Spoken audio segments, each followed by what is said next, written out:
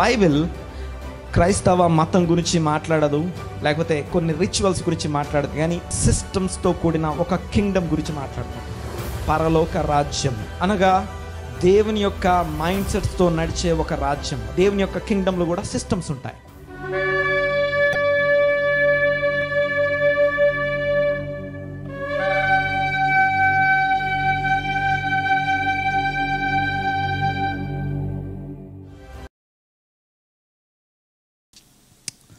Shalom, praise the Lord. మరొకసారి పునరుత్థాన దినమున ఆదివారం ఇలాగా లైవ్లో కలుసుకోవడానికి కృపనిచ్చిన దేవుని స్తుతిద్దాము, ఆరాధిద్దాము.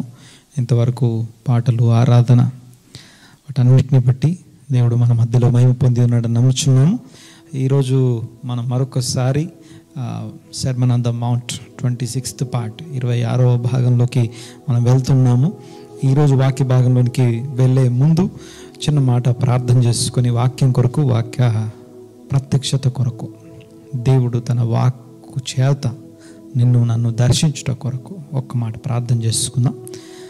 ఆయన 107 కీర్తనలు అంటాడు, యెహోవా తన వాక్కును పంపి వారు పడిన గుంటలో నుండి వారిని లేవనెత్తెను, బాగు చేశాను అనే మాట.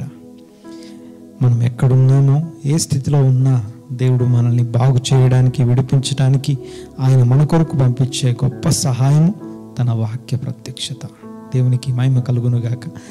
దేవాన్ని నాతో మాట్లాడు అని చెప్పేసి ఏకీభవిద్దాం. మనందరము ప్రార్థన పూర్వకంగా దేవుని సన్నిధిలో వాక్య సహాయం కొరకు, వాక్య ప్రత్యక్షత కొరకు ప్రార్థన చేసుకుని ప్రార్థన పూర్వకంగా వాక్య భాగానికి మనం వెళ్దాం. దేవా స్తోత్రం నాయన, మీకు వందనాలు. ఘనమైన దేవా, గొప్ప తండ్రి, మీ నామాన్ని బట్టి స్తుతిస్తున్నాము, ఆరాధిస్తున్నాం. నాతో పాటు ఇదిగో లైవ్లో ఏకీపించిన ప్రతి ఒక్కరిని బట్టి వందనాలు చెల్లిస్తున్నాం.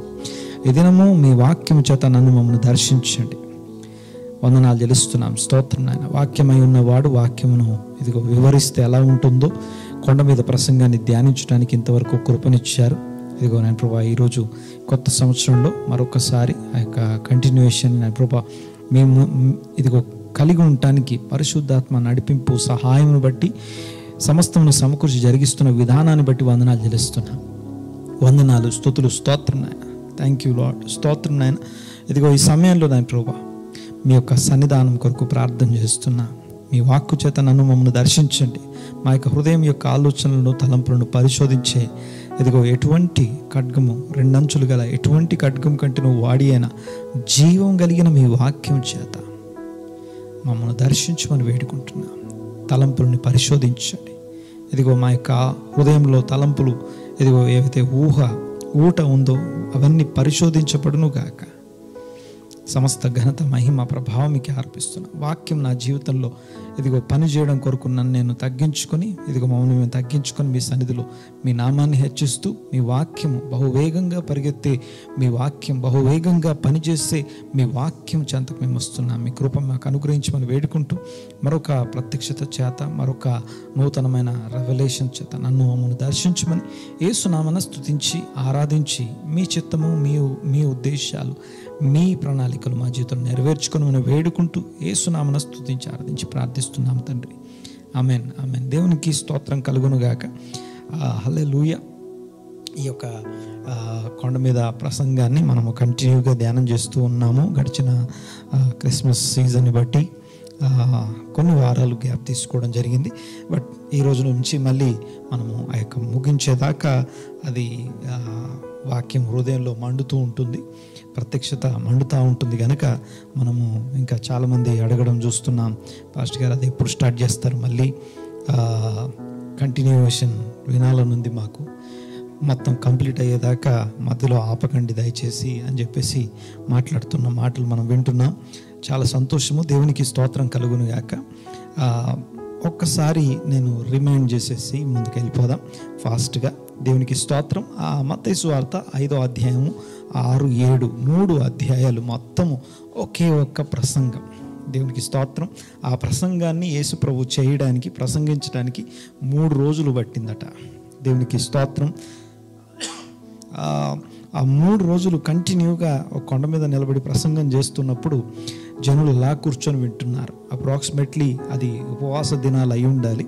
ఆ ఉపవాస దినాల్లో ఆయన ప్రసంగం చేస్తూ ఉన్నాడు. అయితే ఆ ప్రసంగంలో అతి ప్రాముఖ్యమైనటువంటి విషయం ఏంటంటే, తను ఏమై ఉన్నాడో, వాక్యమై ఉన్నవాడు వాక్యం బోధిస్తే ఎలా ఉంటుందో అద్భుతమైనటువంటి చక్కని వివరణ. దేవునికి స్తోత్రం. ఈ ఒక్క ప్రసంగాన్ని సరిగా చదివి సరిగా అర్థం చేసుకొని సరిగా నేర్చుకోగలిగితే ఇక మనకి వాక్యం అంతా అర్థమైనట్టే. ఎందుకంటే దేవుడు తన ఉద్దేశాలని, తన చిత్తాన్ని నీ పర్సనల్ అడ్రస్కి ఒక లెటర్ రాస్తే ఎలా ఉంటుందో అలాంటిది బైబిల్. దేవుడు నీ కొరకు ఒక ఉత్తరాన్ని రాసేటప్పుడు నీ అడ్రస్తో రాస్తే, నీ పర్సనల్ అడ్రస్కి ఒక ఉత్తరం రాస్తే ఆ ఉత్తరంలో ఆయన ఏమేం చెప్పాలనుకుంటారో అన్నీ ఈ బైబిల్ అది. అలాంటి వాక్యాన్ని వాక్యమై ఉన్నవాడు ఎక్స్ప్లెయిన్ చేస్తే అప్పటిదాకా ఉన్నటువంటి వాక్యం గురించినటువంటి ఉన్నటువంటి పర్స్పెక్టివ్ అనగా దృక్కోణాన్ని మార్చడం అనేది అతి ప్రాముఖ్యమైనటువంటి విషయంగా మనకు కనపడతా ఉంది. దేవునికి స్తోత్రం. The right view or right పర్స్పెక్టివ్ని జనాల్లోనికి, లేకపోతే అప్పుడున్నటువంటి ఆ లిజనర్స్, ఆ యొక్క కూర్చొని వినేవారికి సంబంధించినటువంటి వారి యొక్క పర్స్పెక్టివ్ని చేంజ్ చేయడం కోసం యేసయ్య మాట్లాడుతున్నట్టుగా మనకు కనపడతా ఉంది. దేవునికి స్తోత్రం. ఇంకొక విషయం ఏంటంటే, ఆల్రెడీ వాళ్ళకు ఉన్నటువంటి అవగాహన, జ్ఞానము,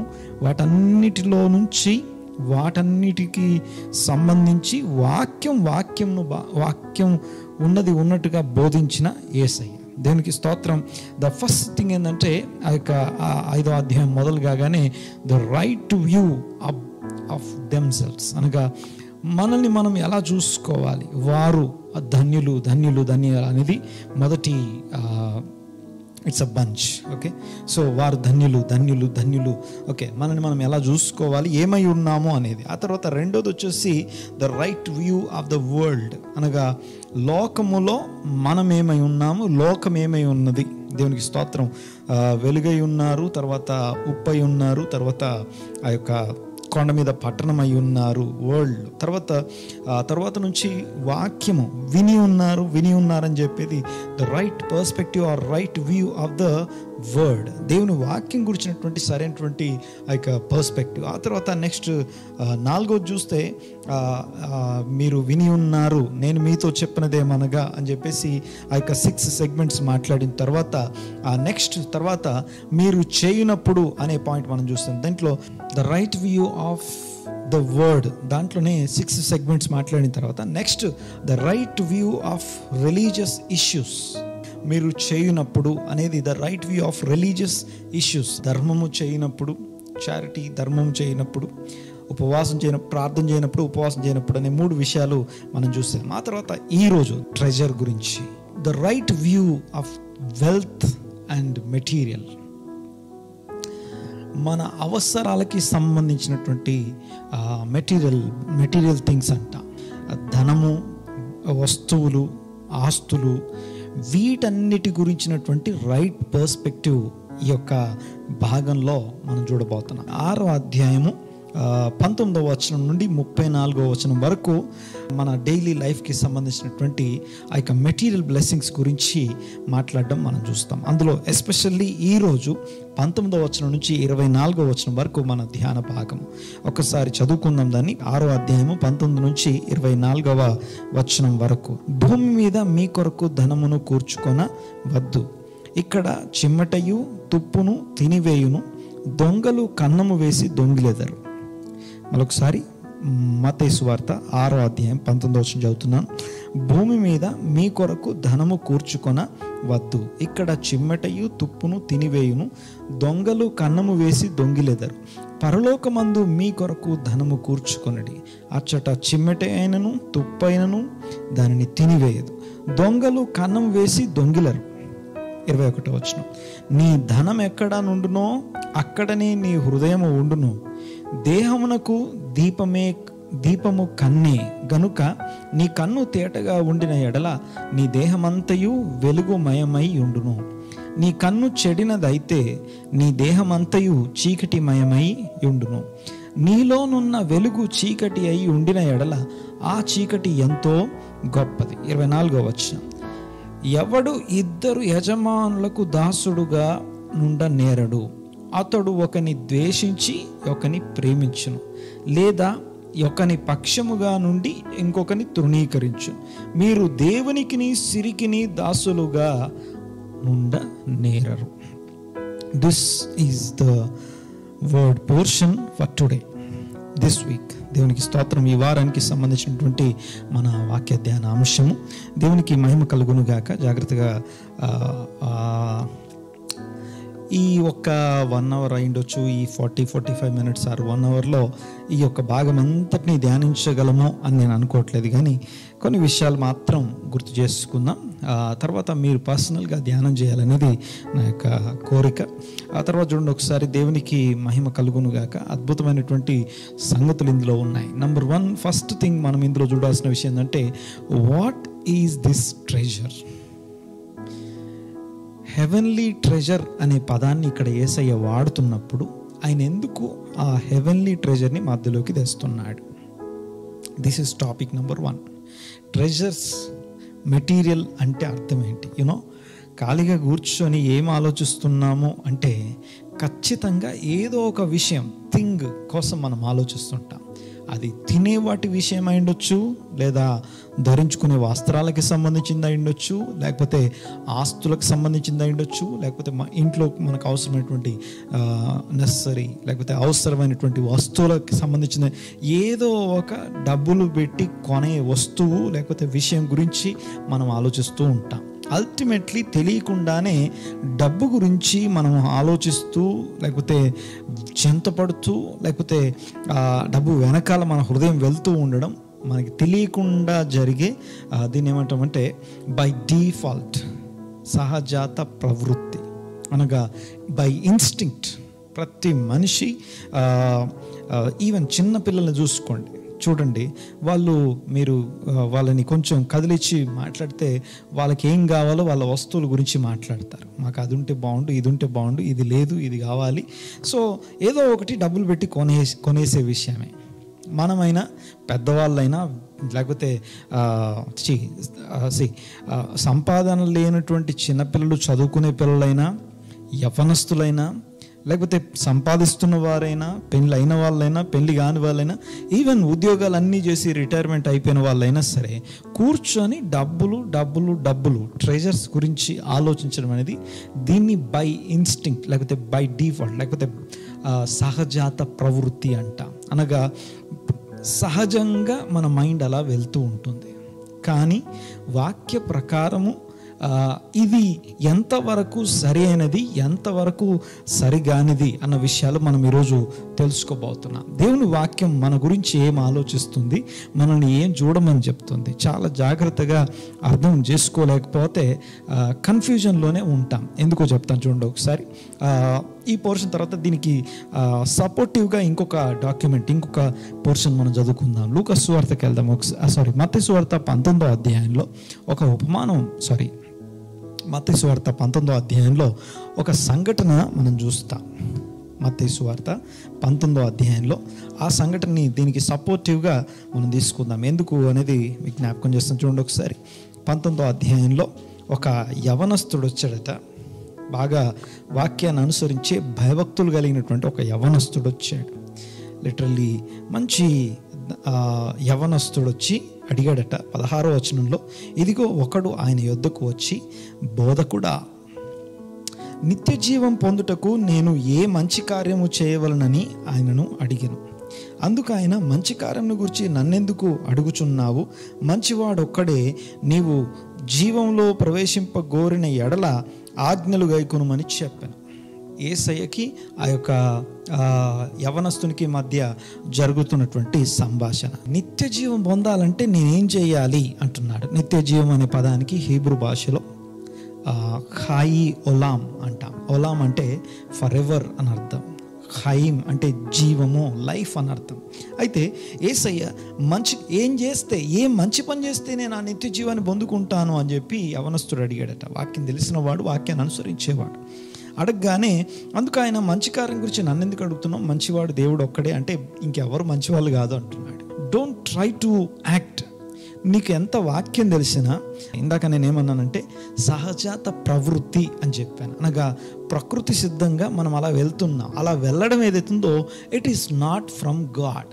మన యొక్క మైండ్ ఏదైతే వెళ్తూ ఉందో, శరీరం అనుసరించి వెళ్ళడం అనేది ఆత్మానుసారంగా ముందు ఉన్నది కాదు, తర్వాత మధ్యలోకి వచ్చినటువంటి పాప స్వభావ సంబంధమైన విషయం.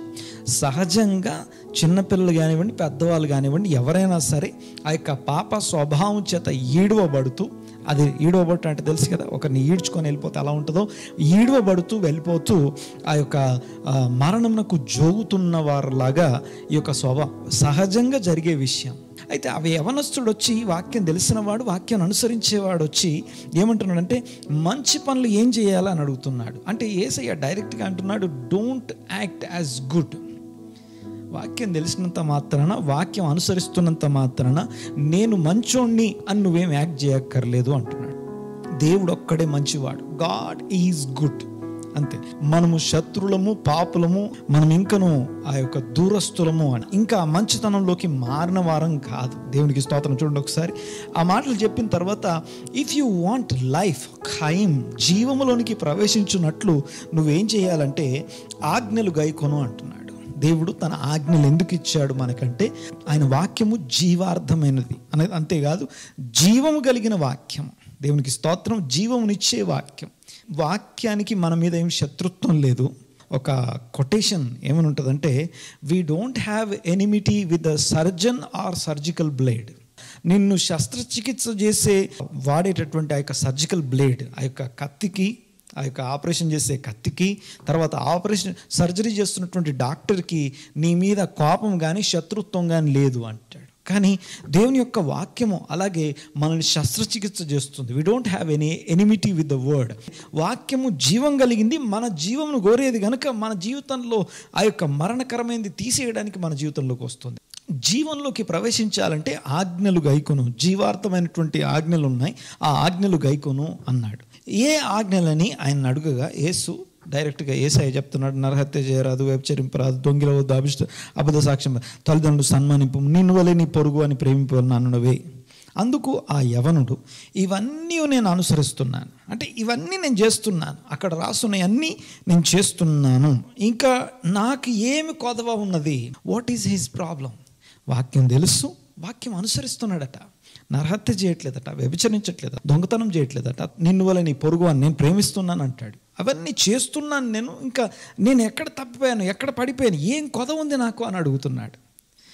What is his view? ఇది అతి ప్రాముఖ్యమైనటువంటి క్వశ్చన్. ఆ మాట అనగానే అందుకు యేసు, నీవు పరిపూర్ణుడు అగుటకు, పరిపూర్ణుడు అంటే తమ్మీం అంటుంది హీబ్రూ భాషలో, నీవు పరిపూర్ణుడు కాలేదు అని చెప్తున్నాడు యేసయ్య. యేసయ్య యవనస్తుడితో అంటున్నాడు. యవనస్తుడు ఎక్కడున్నాడంటే, నేను చాలా మంచి నీతిపరుణ్ణి, లేకపోతే నేను ఆజ్ఞలన్నీ అనుసరిస్తున్నాను, ఏం తప్పు చేశానని. యేసయ్య అంటున్నాడు, నువ్వు పరిపూర్ణునివి కాలేదు ఇంకా. పరిపూర్ణుడు అంటే థమ్ అంటే యాకోబు సాధువై ఉన్నాడు అని బైబిల్లో మనము ఆ యొక్క ఆదికాండం 25వ అధ్యాయంలో చూస్తాం. యాకోబు సాధువు అంటే థమ్ అనే మాటకు అర్థం ఏంటంటే, అంతరంగములో, హృదయములో ఏ ఆలోచనలు ఉన్నాయో, ఏ ఊహ ఉందో, క్రియలకి అంతరంగంలో పుట్టిన ఆ యొక్క ఊహకి రెండింటిని కంపేర్ చేసి బ్యాలెన్స్ చేస్తే, అనగా రెండింటిని బేరీజు వేస్తే అతడు నిర్దోషిగా తేలేవాడిని సాధువు అంటాం. మన సాధువు కాదు, బైబిల్లో he was man of integrity అని అర్థం.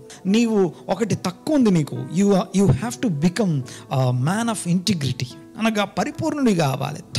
అనగా పరిపూర్ణుడి కావడం కోసం నువ్వు ఒక పని చేయాల్సి ఉంది. ఏం చేయాలంటే, పోయి నీ ఆస్తి అమ్మి బీదలకిమ్మో, నీ ఆస్తి అంతా అమ్మేసి బీదలకి ఇచ్చేసేయి, అనగా లేని వాళ్ళందరికీ పంచేసేసి నువ్వేం చేస్తావంటే వచ్చి నన్ను వెంబడించుము అని అతనితో చెప్పాను. అయితే ఆ యవనుడు మిగుల ఆస్తి గలవాడు గనుక ఆ మాట విని వ్యసనపడి వెళ్ళిపోయాను. ఏం అడుగుదామని వచ్చాడు, ఎందుకు వెళ్ళిపోతున్నాడు? Let me conclude. యవనస్తుని యొక్క ఇంటర్నల్ ఇంటెన్షన్ ఏంటో చెప్తాను చూడండి ఒకసారి. యేసయ్య ఎందుకు ఆ తమ్మీం, ఆ యొక్క పరిపూర్ణత దగ్గర తీసుకొచ్చి ఆపేశాడు, వాడు లేచి ఎందుకు వెళ్ళిపోయాడు? యవనస్తుడి యొక్క వాదన ఏంటంటే, నేను ఆజ్ఞలు అనుసరిస్తున్నాను, దేవుని వాక్య ప్రకారం నడుచుకుంటున్నాను, కాబట్టి దేవుడు నన్ను ఆస్తితో దీవించాడు. ఇది వాడి ఒపీనియన్. చాలా మందిలో ఈ అభిప్రాయం ఉంటుంది.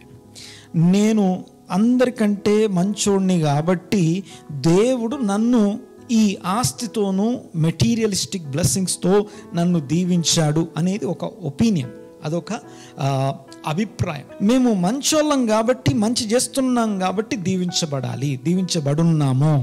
ఒకవేళ వాళ్ళ సోల్ నుంచి అనగా వారి జీవితం నుంచి వారికి ఇంటిగ్రేట్ అయి ఉన్నటువంటి అనగా వారికి హత్తుకొని పోయి ఇదంతా నేను అన్నట్టుగా జీవించే ఆ యొక్క ఆస్తి అనగా ఆ మెటీరియలిస్టిక్ బ్లెస్సింగ్స్ ఏవైతే ఉన్నాయో, ఆల్ ద మెటీరియలిస్టిక్ బ్లెస్సింగ్స్ అన్నీ కూడా ఆస్తితో, అవి పొజిషన్స్ అయి ఉండొచ్చు, విలువైన వస్తువులు అయి ఉండొచ్చు, వెండి బంగారాలు అయి ఉండొచ్చు, డబ్బులు అయి ఉండొచ్చు, రకరకాల ఇన్వెస్ట్మెంట్స్ అయి ఉండొచ్చు, వ్యాపారాలు అయి ఉండొచ్చు, ఉద్యోగాలు అయి ఉండొచ్చు, పొజిషన్స్, ఇవన్నీ కూడా మనకి అంటుకుపోయి ఒకవేళ దేవుడు నీ ప్రాణం అడిగాడు అనుకుందాం. లెట్స్ సే ఈ రాత్రి నేను ప్రాణం అడిగానని చెప్పేసి తీస్తే నీవు దాచినవి, నీవు కలిగి ఉన్నవన్నీ ఏమగును అంటాడు. అవన్నీ నీతో రావు.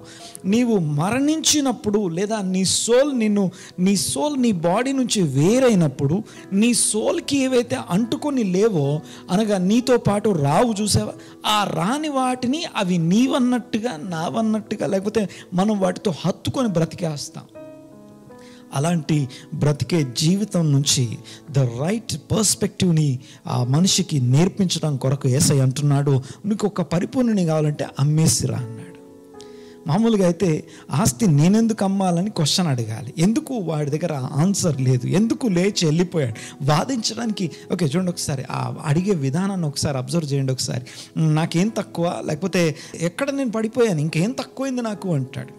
నాకేం కుదవై ఉన్నదో చెప్పు అంటాడు. నేను మంచోడినే కదా, ఇంకా ఎన్ని మంచి కార్యాలు చేయాలో చెప్పు అంటాడు. నేను మంచోడిని అన్న అభిప్రాయంలో ఉన్నాడు.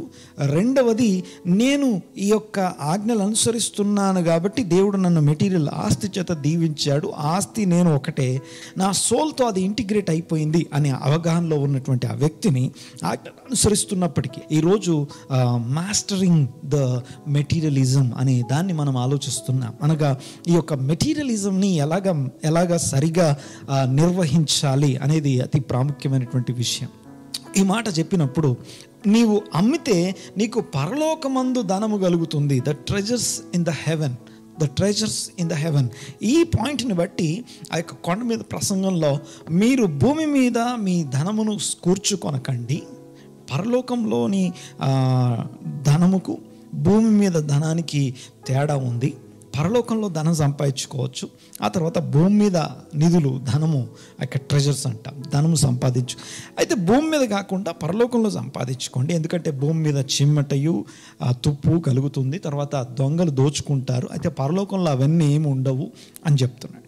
ఇవన్నీ చెప్పిన తర్వాత నెక్స్ట్ ఇక్కడ కంటిన్యూషన్లో మనం చూస్తే 23వ వచనం, మత్తయి సువార్త 19వ అధ్యాయము 23వ వచనంలో, యేసు తన శిష్యులను చూచి, ధనవంతుడు పరలోక రాజ్యంలో ప్రవేశించుట దుర్లభము అని మీతో నిశ్చయముగా చెప్పుచున్నాను. ఇదిగాక ధనవంతుడు పరలోకం రాజ్యంలో ప్రవేశించుట కంటే సూది బెజ్యములో వంట దూరుట సులభము అని చెప్పాడు.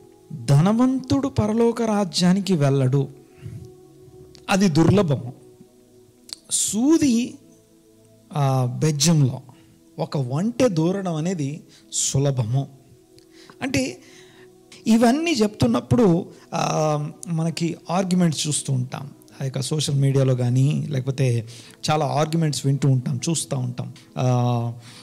నిరుపేదైన లాజరు చనిపోయాడు, దేవదూతలు అతను తీసుకెళ్ళి అబ్రహాం రొమ్మున ఆనిచ్చారు అని చెప్పి ఈ యేసయ్య ఈ మాటని కోట్ చేస్తూ క్వశ్చన్ అడుగుతారు. ఒక ఆయన ఏమంటాడంటే, ధనవంతులు పరలోక రాజ్యంలో ప్రవేశించారు, నిరుపేదైనటువంటి లాజరు పరలోకానికి వెళ్ళాడు అనే మాట నిజమైతే, ధనవంతుడు మరి అబ్రహాము ధనవంతుడే కదా, మరి దానికి ఏంటి అని అడుగుతారు. దాని మీద ఒక్కొక్కరు ఒక్కొక్క మాట, ఒక్కొక్క విధానంలో ఏదేదో మాట్లాడుకోవడం మనం చూస్తాం. చాలా టైంపాస్ ఆర్గ్యుమెంట్ జరుగుతూ ఉంటుంది, ఒకరిని ఒకరు తిట్టుకోవడాలు, రకరకాల సంభాషణలు మనం చూస్తాం. అయితే దీన్ని ఎలా అర్థం చేసుకోవాలి? నిజంగానే ఈ మరి డబ్బులున్నోళ్ళు ఎవరు మరి పరలోకానికి వెళ్ళరా? మరి ఈ మెటీరియల్ ఎందుకు ఉంది భూమి మీద? ఎందుకు నా మనసు ఎప్పుడు మెటీరియలిస్టిక్ థింగ్స్ మీద వెళ్తూ ఉంది? అనగా డబ్బులు, ఆస్తులు, ఇళ్ళు, భూములు, పొలాలు, లేకపోతే వ్యాపారాలు, వీటన్నిటి వెనకాల ఎందుకు వెళ్తున్నాం? వీటన్నిటికీ మనకి ఏ విషయం అనగా ఏముంది? అసలు ఎలాగా దీన్ని అర్థం చేసుకోవాలి? సో దేవునికి స్తోత్రం. అక్కడ యేసయ్య భూమి మీద మీరు కూర్చుకొనకండి, ట్రెజర్స్ని కూర్చుకొనకండి, పరలోకంలో కూర్చుకొనండి అని చెప్తూ ఆయన ఏమంటాడంటే 3 ఆల్టర్నేటివ్ థింగ్స్ మాట్లాడతాడు. మొదటిది పరలోకమందు ధనము, భూమి మీద ధనం. అంటే పరలోకమందు ట్రెజరు, తర్వాత పరలోక నిధులు, భూమి మీద నిధులు కూర్చుకునేటటువంటి ప్లేసెస్ అన్నమాట. ట్రెజరీస్ అంట ఆ యొక్క ఆస్తి అనే మాట. పరలోకంలో ఆస్తిని కూడబెట్టుకోవడం, భూమి మీద ఆస్తులు కూడబెట్టుకోవడం. నెంబర్ 2, రెండవది ఏమంటాం అంటే విజన్ అంట. 2 kinds of vision, 2 kinds of treasures, 2 kinds of treasures అనగా పరలోకంలో ఆస్తి, భూమి మీద ఆస్తి. రెండోది 2 kinds of visions, the dark vision and light vision అనగా వెలుగుతో ఉన్నటువంటి చూపు, తర్వాత చీకటి చూపు, 2 చూపుల గురించి మాట్లాడతాడు. ద థర్డ్ ఆల్టర్నేట్ థింగ్స్ ఏంటంటే మూడోది వచ్చేసి 2 యజమానులు అంటాడు. దేవుణ్ణి యజమానునిగా కలిగి ఉండడం, సిరిని లేకపోతే స్వాస్థ్యాల్ని, ఆస్తుల్ని యజమానులుగా కలిగి ఉండడం. ఈ రెండిటి మధ్య మనము ఈ 3 ఆల్టర్నేటివ్స్ మాట్లాడి ఆ మూడిటి ద్వారా చక్కని విషయాలు మనకు బోధపడేలాగా మాట్లాడుతున్నాడు. ఆస్తులు వీటన్నిటిని ఎలా చూడాలి, ఎందుకు చూడాలి, వాటన్నిటి గురించి ముందు మనకు ఒక అవగాహన కలిగిన తర్వాత యేసయ్య చెప్తున్న 3 ఆల్టర్నేటివ్స్ దగ్గరికి వెళ్ళేసి మనం ఈరోజు ముగించుకుందాం. ఫస్ట్ పాయింట్ ఏంటంటే ఇక్కడ ఈ ట్రెజరీస్ అనే పాయింట్ని ముందు అర్థం చేసుకుందాం. నిధులు అనే మాటని ముందు అర్థం చేసుకుందాం. దేవునికి స్తోత్రం. హీబ్రూ భాషలో నిధులు అని చెప్పాలంటే ఓత్సర్ అంటే నిధులు అని అర్థం. అయితే ఈ నిధుల గురించినటువంటి మొదటి విషయం అనగా ఫస్ట్ టైం ఇది బైబిల్లో మెన్షన్ చేయబడిన ప్లేస్ ఎక్కడ అంటే ద్వితీయోపదేశకాండం 28వ అధ్యాయం 12వ వచనం. ముందు నిధులు అనే పాయింట్ని డిఫైన్ చేసుకుందాం. నిధులు అంటే ఏంటి, నిధులు ఎందుకున్నాయి, నిధులు ఏం చేస్తాయి, ఇవి ఎలాగా అనేది ముందు అర్థం చేసుకుందాం. పరలోకపు నిధులు, భూమి మీద నిధుల గురించినటువంటి ఆ తేడాని ముందు అర్థం చేసుకుందాం. చాలా ప్రశ్నలకి జవాబు దొరుకుతుంది. ధనవంతుడైన అబ్రహాము పరలోకంలో ఎలా ఉన్నాడు, తర్వాత పరలోక రాజ్యంలో ఎలా ఉన్నాడు, ఆ తర్వాత పరదేశులు ఎలా ఉన్నాడు, ఆ తర్వాత మనము ఈ రోజున మరి ధనవంతులుగా అయితే పరలోకానికి వెళ్ళరన్న యేసయ్య మాట ఏంటి అసలు, ఈ విషయాలన్నీ కొంచెం అర్థం చేసుకోవడానికి ట్రై చేద్దాం. నిధులు అన్నప్పుడు ముందు పరలోకపు నిధుల గురించి మాట్లాడుకుందాం. 28వ అధ్యాయం 12వ వచనం నుంచి నేను చదువుతాను. ద్వితీయోపదేశకాండము, బైబిల్లో ద్వితీయోపదేశకాండము 28వ అధ్యాయము 12వ వచనం నుంచి 28వ అధ్యాయం 12వ వచనం చూడండి ఒకసారి. 11వ వచనం చదువుతుంది చూడండి ఒకసారి. మరియు యెహోవా నీకిచ్చదనని నీ పితరులతో ప్రమాణము చేసిన దేశమును యెహోవా నీ గర్భఫలం విషయంలోను, నీ పశువుల విషయంలోను, నీ నేల పంట విషయంలోను నీకు సమృద్ధిగా మేలు కలుగజేయును.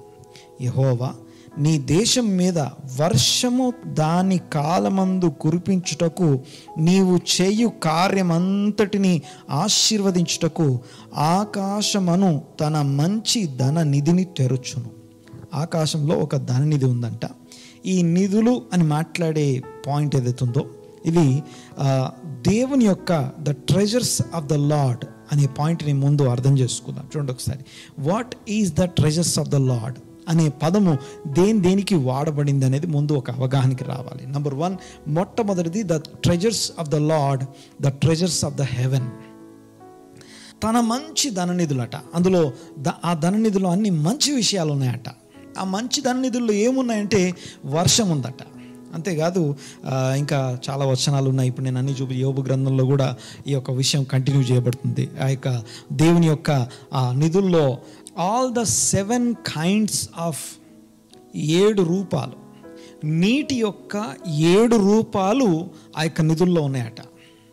మన నీరు అంటాం చూసారా, వాటర్ అంటాం కదా, ఆ నీళ్లు 7 రూపాల్లో ఉండడం బైబిల్ చెప్తుంది.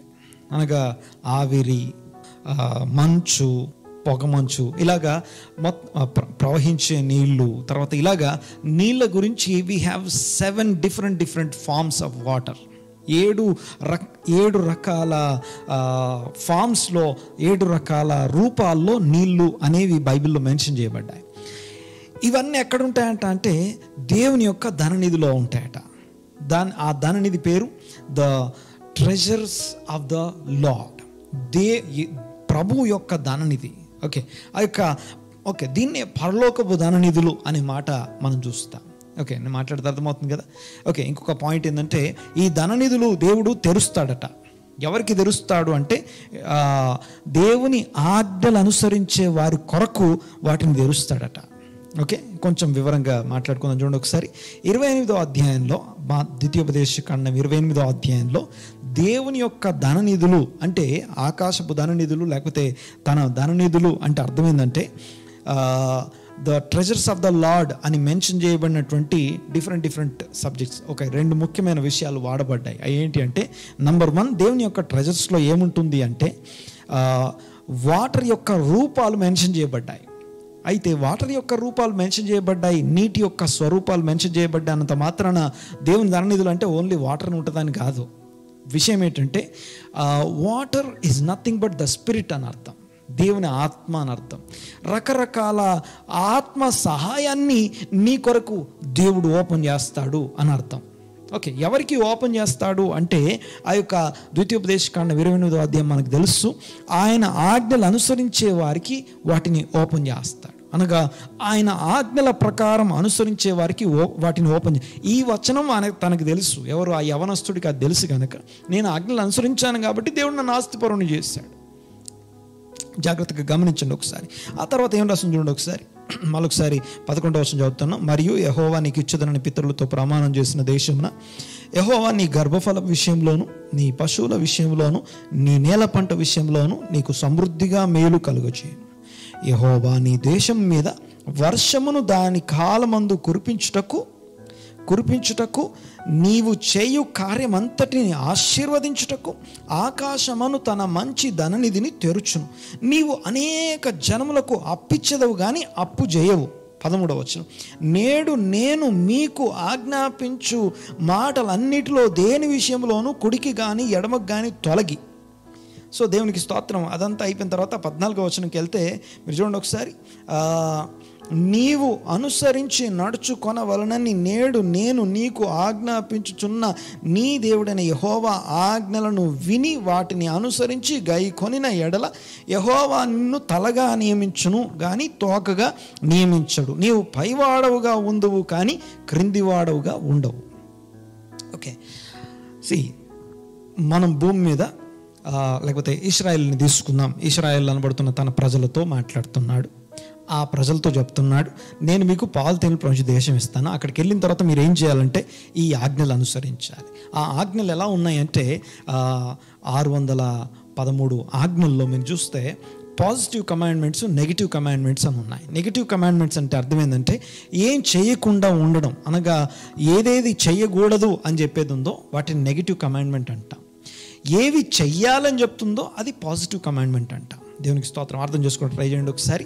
ఆ ఆజ్ఞల్లో అనగా ఈ 11వ వచనం దాకా 28వ అధ్యాయము 1వ వచనం నుండి 11వ వచనం దాకా నీవు దేవుడు ఆజ్ఞాపించిన నెగిటివ్ కమాండ్మెంట్స్ ఏవైతే ఉన్నాయో వాటన్నిటినీ చేయకుండా నిన్ను నువ్వు రిఫ్రెయిన్, ఓకే, అనగా నిన్ను నువ్వు వాటికి దూరంగా ఉంచుకుంటే మొదటి 12 వచనాల దీవెనలు నీ మీదకి వస్తాయి. 11 వచనాల దీవెనలు నీకు 12వ వచనం నుంచి ఆ యొక్క 13, 14వ వచనం దాకా 12, 13, 14 వచనాలు ఏవైతే 3 వచనాలు చెప్పబడిందో ఈ ఆశీర్వాదం ఏదైతుందో ఇది యాక్టివ్గా పాజిటివ్ కమాండ్మెంట్స్ అనగా దేవుడు ఏం చేయమని చెప్తున్నాడు, దేవుని చిత్తం ఏమైతే అయ్యి ఉన్నదో ఆయన ఆజ్ఞలు అనుసరిస్తే పాజిటివ్ కమాండ్మెంట్స్. ఓకే, మరొకసారి జాగ్రత్తగా వినండి ఒకసారి. నెగిటివ్ కమాండ్మెంట్స్ అంటేనేమో ఏమి చేయకూడదో చేయకుండా ఉండడాన్ని నెగిటివ్ కమాండ్మెంట్ అంటాం. చేయరాదు, చేయరాదు, చేయరాదు. ఓకే, ఇది చేయవలను, ఇది చేయవలను. What we have to do, what we must do అని చెప్పబడే విషయాలు అవుతున్నాయి అవి పాజిటివ్ కమాండ్మెంట్స్ ఎవరైతే అనుసరిస్తున్నారో అంటే అర్థం ఏంటో చెప్తాను చూడండి ఒకసారి. అంటే ఈ దీవెనలు ఈ ఆజ్ఞలు అనుసరించినప్పుడు ఈ దీవెనలు ఇవ్వడానికి దేవుడు తన నిధులు తెరుస్తాడట.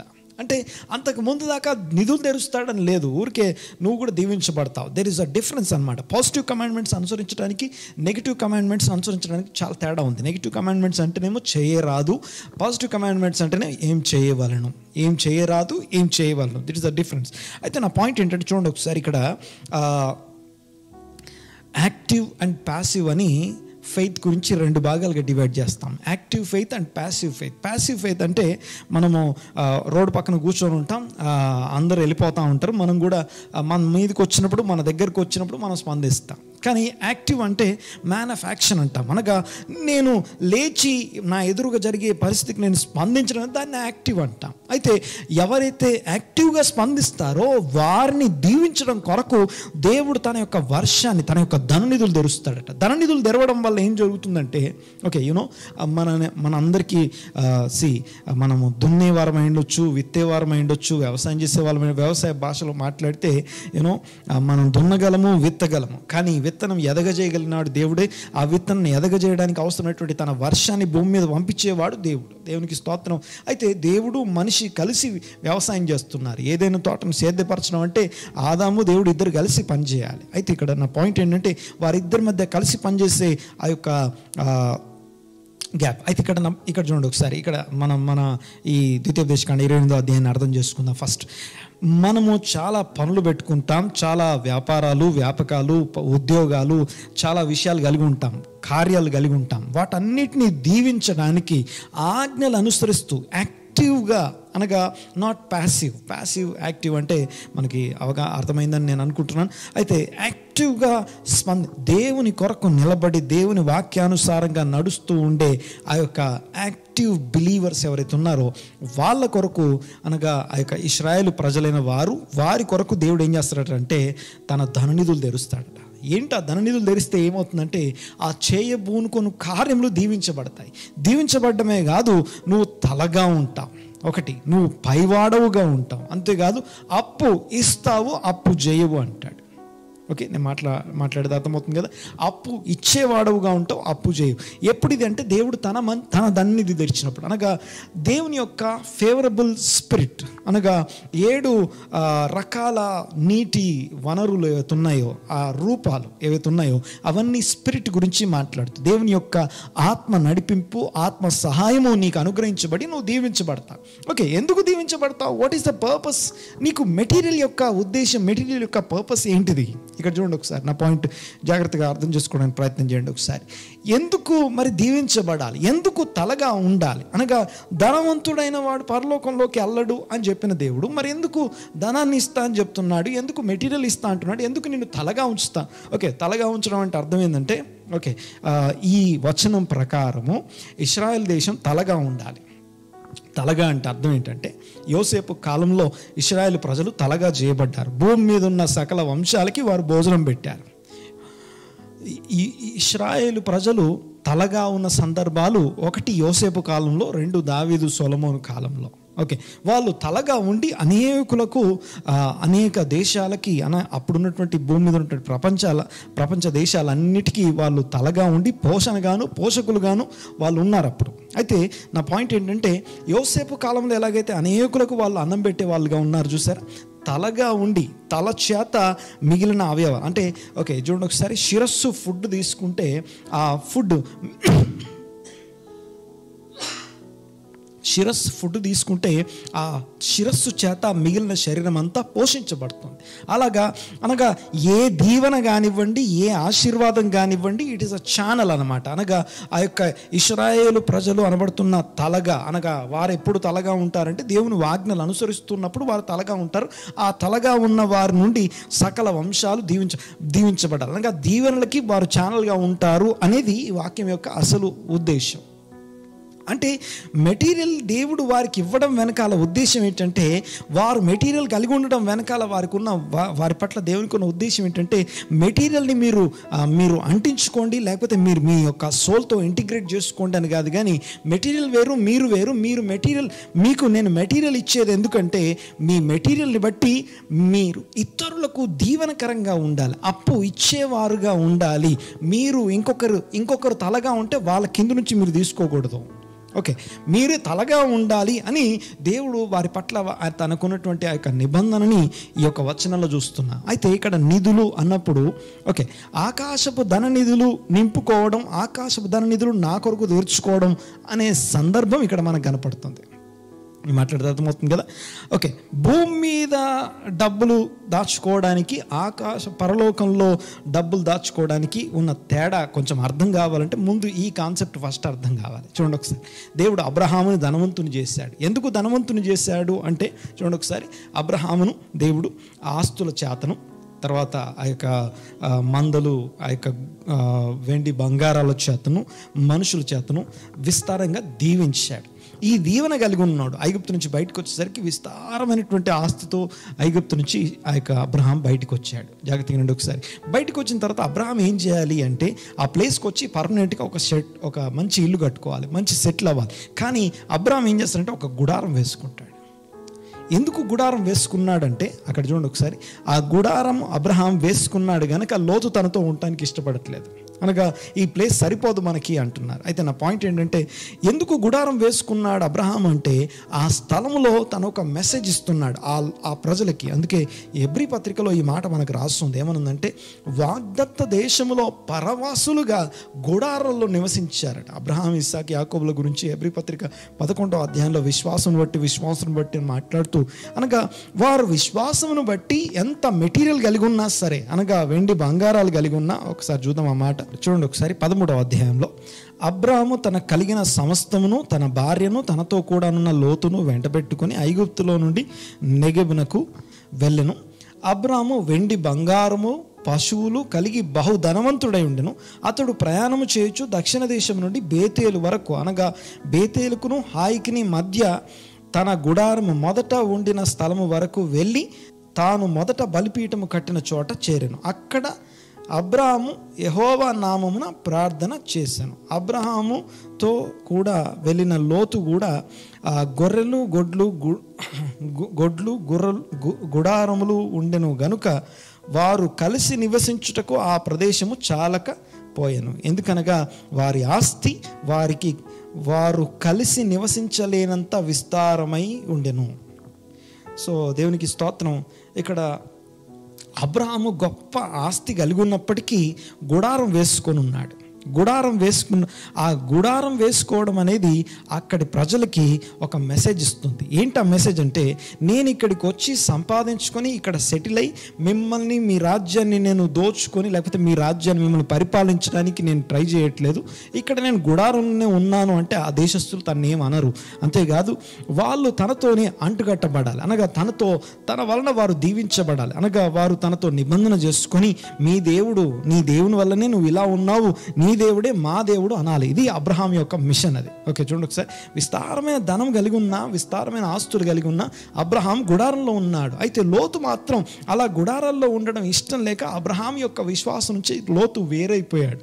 అనగా ఆ సొదమ ప్రాంతానికి వెళ్ళిపోయి అక్కడ పర్మనెంట్గా సెటిల్ అవ్వడానికి ట్రై చేశాడు. అందుకే అబ్రహామును దేవుడు దర్శించినప్పుడు గుడారంలో ఉన్నాడట, లోతును మాత్రం తన ఇంటికి తీసుకెళ్ళాడన్నమాట మనం చూస్తాం. ఆ యొక్క ఆదికాండము 18వ అధ్యాయంలో ఆ మాట చూస్తాం. చూడండి ఒకసారి, 18వ అధ్యాయంలోనేమో దేవుడు అబ్రహామును దర్శించినప్పుడు గుడారంలో ఉన్నాడు. ఓకే, అబ్రహాము ఎండవేళ గుడారపు ద్వారంలో కూర్చుని ఉన్నప్పుడు యెహోవా అతనికి కనపడిన. ఆదికాండం 18వ అధ్యాయం 1వ వచనం. అదే 19వ అధ్యాయం చూడండి ఒకసారి, సాయంకాలం ఆ దేవుడు సొదొమ చేరుకున్నప్పటికీ లోతు సొదొమ గవిని వద్దన కూర్చుంటేను, నా ప్రభువులారా దయచేసి మీ దాసుని ఇంటికి వచ్చి ఈ రాత్రి వేళ వెళ్ళబుచ్చి కాళ్ళు కడుక్కోండి. అంటే మా ఇంటికి రండి అంటున్నాడు, మా గుడారానికి రమ్మనట్లా. కానీ అబ్రహాం మాత్రం గుడారంలో ఉన్నాడు.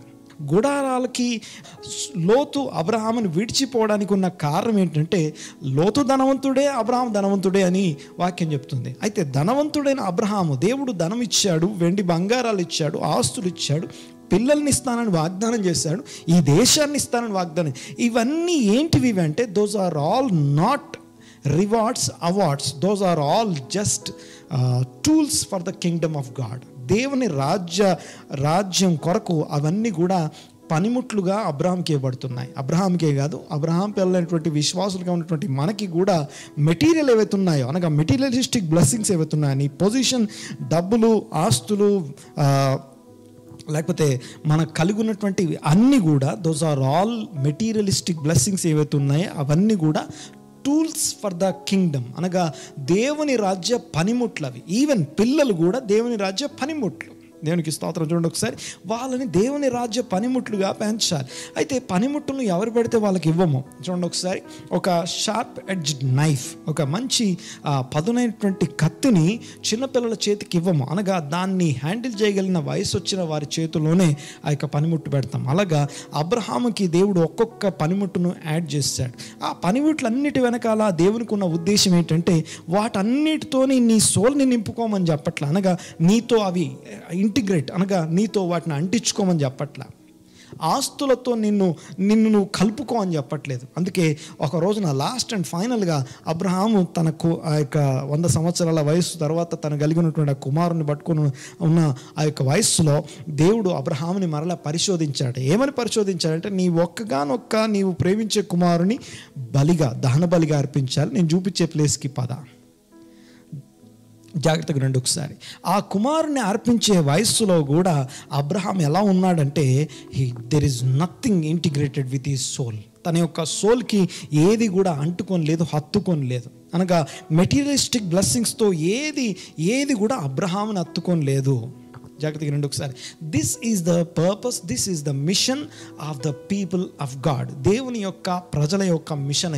సేమ్ అదే మిషన్లోకి ఈరోజు నా క్రీస్తు యేసునందున్న మనము కూడా అడుగు పెడుతున్నాం. చూడండి ఒకసారి, ఇక్కడ నా పాయింట్ ఏంటంటే, ఈ ఇశ్రాయేలు ప్రజలయ్యారు, వాళ్ళని దేవుడు ఆ యొక్క కనానుకు తీసుకురావాలి, వాగ్దానం చేసినటువంటి ఆ దేశంలో ప్రవేశపెట్టే ముందు ఆ యొక్క ద్వితీయోపదేశ కాండం 28వ అధ్యాయం 12, 13, 14 వచనాలు చెప్తున్న మాట ఏంటంటే, మీరు గనక అబ్రహాము లాగా ఆ యొక్క యాక్టివ్గా ఆజ్ఞలు అనుసరిస్తూ కనుక మీరు ఉంటే, నేను నా మంచి ధననిధులు తెరుస్తాను, పరలోకపు ధననిధులు తెరిచి నేనేం చేస్తానంటే మీరు చేయబోనుకొను కార్యములు దీవించే విధంగా ఆ యొక్క వర్షాన్ని, ఏ కాలంలో ఏ వర్షం కావాలో, ఎప్పుడు ఎలాంటి సహాయం కావాలో ఆ సహాయాన్ని నేను రిలీజ్ చేస్తాను. రిలీజ్ చేసినప్పుడు మీరేమవుతారంటే తలగా ఉంటారు. తలగా ఉండి అనగా దేవుని రాజ్యంలో దేవుని ప్రజలు తలగా ఉంటే ఆ తల నుండి మిగిలిన వాళ్ళు దీవించబడాలి, పోషించబడాలి, అంటుకట్టబడాలి, శరీరంగా కట్టబడాలి. This is the purpose of the church. And సంఘములో ఉన్నటువంటి మనము మెటీరియలిస్టిక్ బ్లెస్సింగ్స్ కానీ, ఆస్తులు కానీ ఇవన్నీ కలిగి ఉండటం వెనకాల దేవునికి ఉన్నటువంటి ఉద్దేశం. దేవునికి స్తోత్రం. ఆ తర్వాత ట్రెజర్ ఆఫ్ ద లార్డ్ అని చెప్పబడిన ఇంకొక అంశం ఉంది. అదేంటంటే ట్రెజర్ ఆఫ్ ద టెంపుల్, అనగా దేవుని మందిరపు నిధిని ట్రెజర్ ఆఫ్ ద లార్డ్ అని కూడా ఆ యొక్క యెహోషువ గ్రంథంలో మనం చూస్తాం. జాగ్రత్తగా రండి ఒకసారి. ట్రెజర్స్ అనే మాటని ముందు మనము అర్థం చేసుకుందాం. ట్రెజర్స్ అనే మాటని ముందు అర్థం చేసుకున్న తర్వాత యేసు ప్రభు మాటల దగ్గరికి మనం వెళ్దాం. చూడండి ఒకసారి. రెండవసారి ఈ ట్రెజర్స్ అనే పదము మనకు కనపడే, ఆ ఓత్సెర్ అనే ఆ పదము మనకు కనపడే స్పాట్ ఎక్కడంటే యెహోషువ గ్రంథము 6వ అధ్యాయంలో ఆకాను విషయంలో మనకు కనపడుతుంది. అయితే అక్కడ చూస్తే ఆ యొక్క ఇశ్రాయేలీలు బయలుదేరి వచ్చి కనాను దేశంలోకి ప్రవేశించేటప్పుడు వారు జయించబోయే మొదటి పట్టణం అది. వారు జయించబోయే మొదటి పట్టణం. ఆ మొదటి పట్టణానికి దేవుడు కొన్ని స్ట్రాటజీస్, రూల్స్ చెప్పాడు. దేవునికి స్తోత్రం. దేవుడు నీ నుంచి నా నుంచి కోరుకునేది ఏంటంటే, మనము ఆయన ఆజ్ఞలు అనుసరించడం, ఆయనకి లోబడి, ఆయన ఆధిపత్యానికి, ఆయన అధికారానికి ఒప్పుకొని జీవించడం. చూడండి ఒకసారి, దాని గురించి చెప్పకముందు ఒకసారి చూడండి ఒకసారి. ఆ యొక్క ఎరికో పట్టణంలో ఉండేటటువంటి అన్ని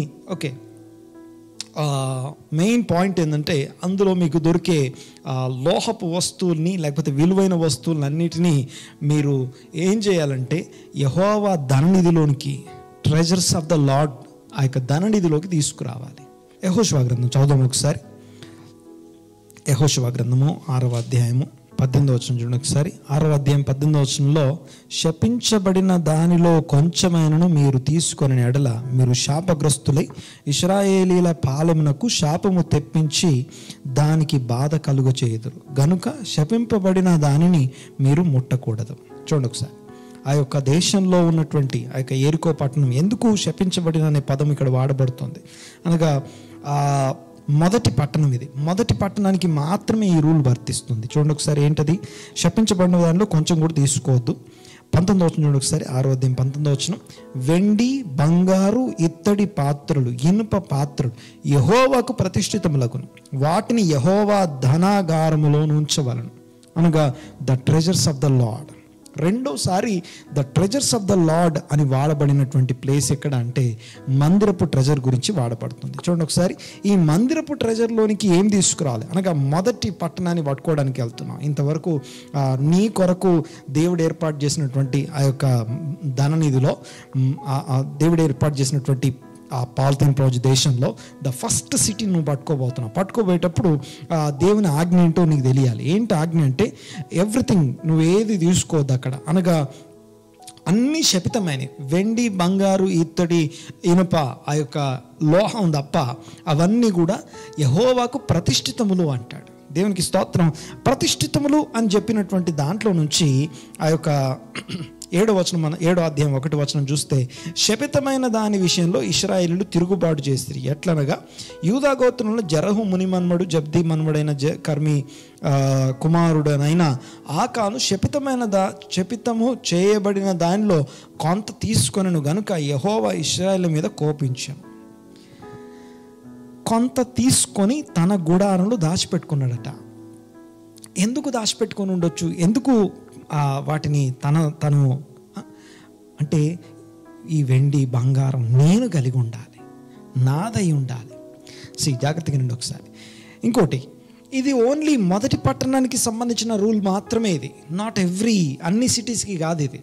ఓకే, ఈ పట్టణంలో మీకు కనపడే మొదటి పట్టణంలో దొరికే వెండి బంగారు ఇత్తడి ఇనుప ఆ లోహాలన్నీ కూడా తీసుకొచ్చి యెహోవా మందిరపు నిధిలో అనగా the treasures of the lord అనే దాంట్లో దాన్ని యాడ్ చేయాలి. జాగ్రత్తగా రండి ఒకసారి. శపితమైనది అని చెప్పబడిన దాన్ని ఈ ఆకాను తీసుకున్నాడని చెప్తాడు. అయితే నా పాయింట్ ఏంటంటే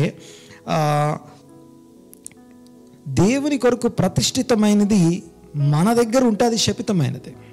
దేవుని కొరకు ప్రతిష్ఠితమైనది దేవుని మందిరంలో ఉంటే అది ప్రతిష్ఠితమైనది.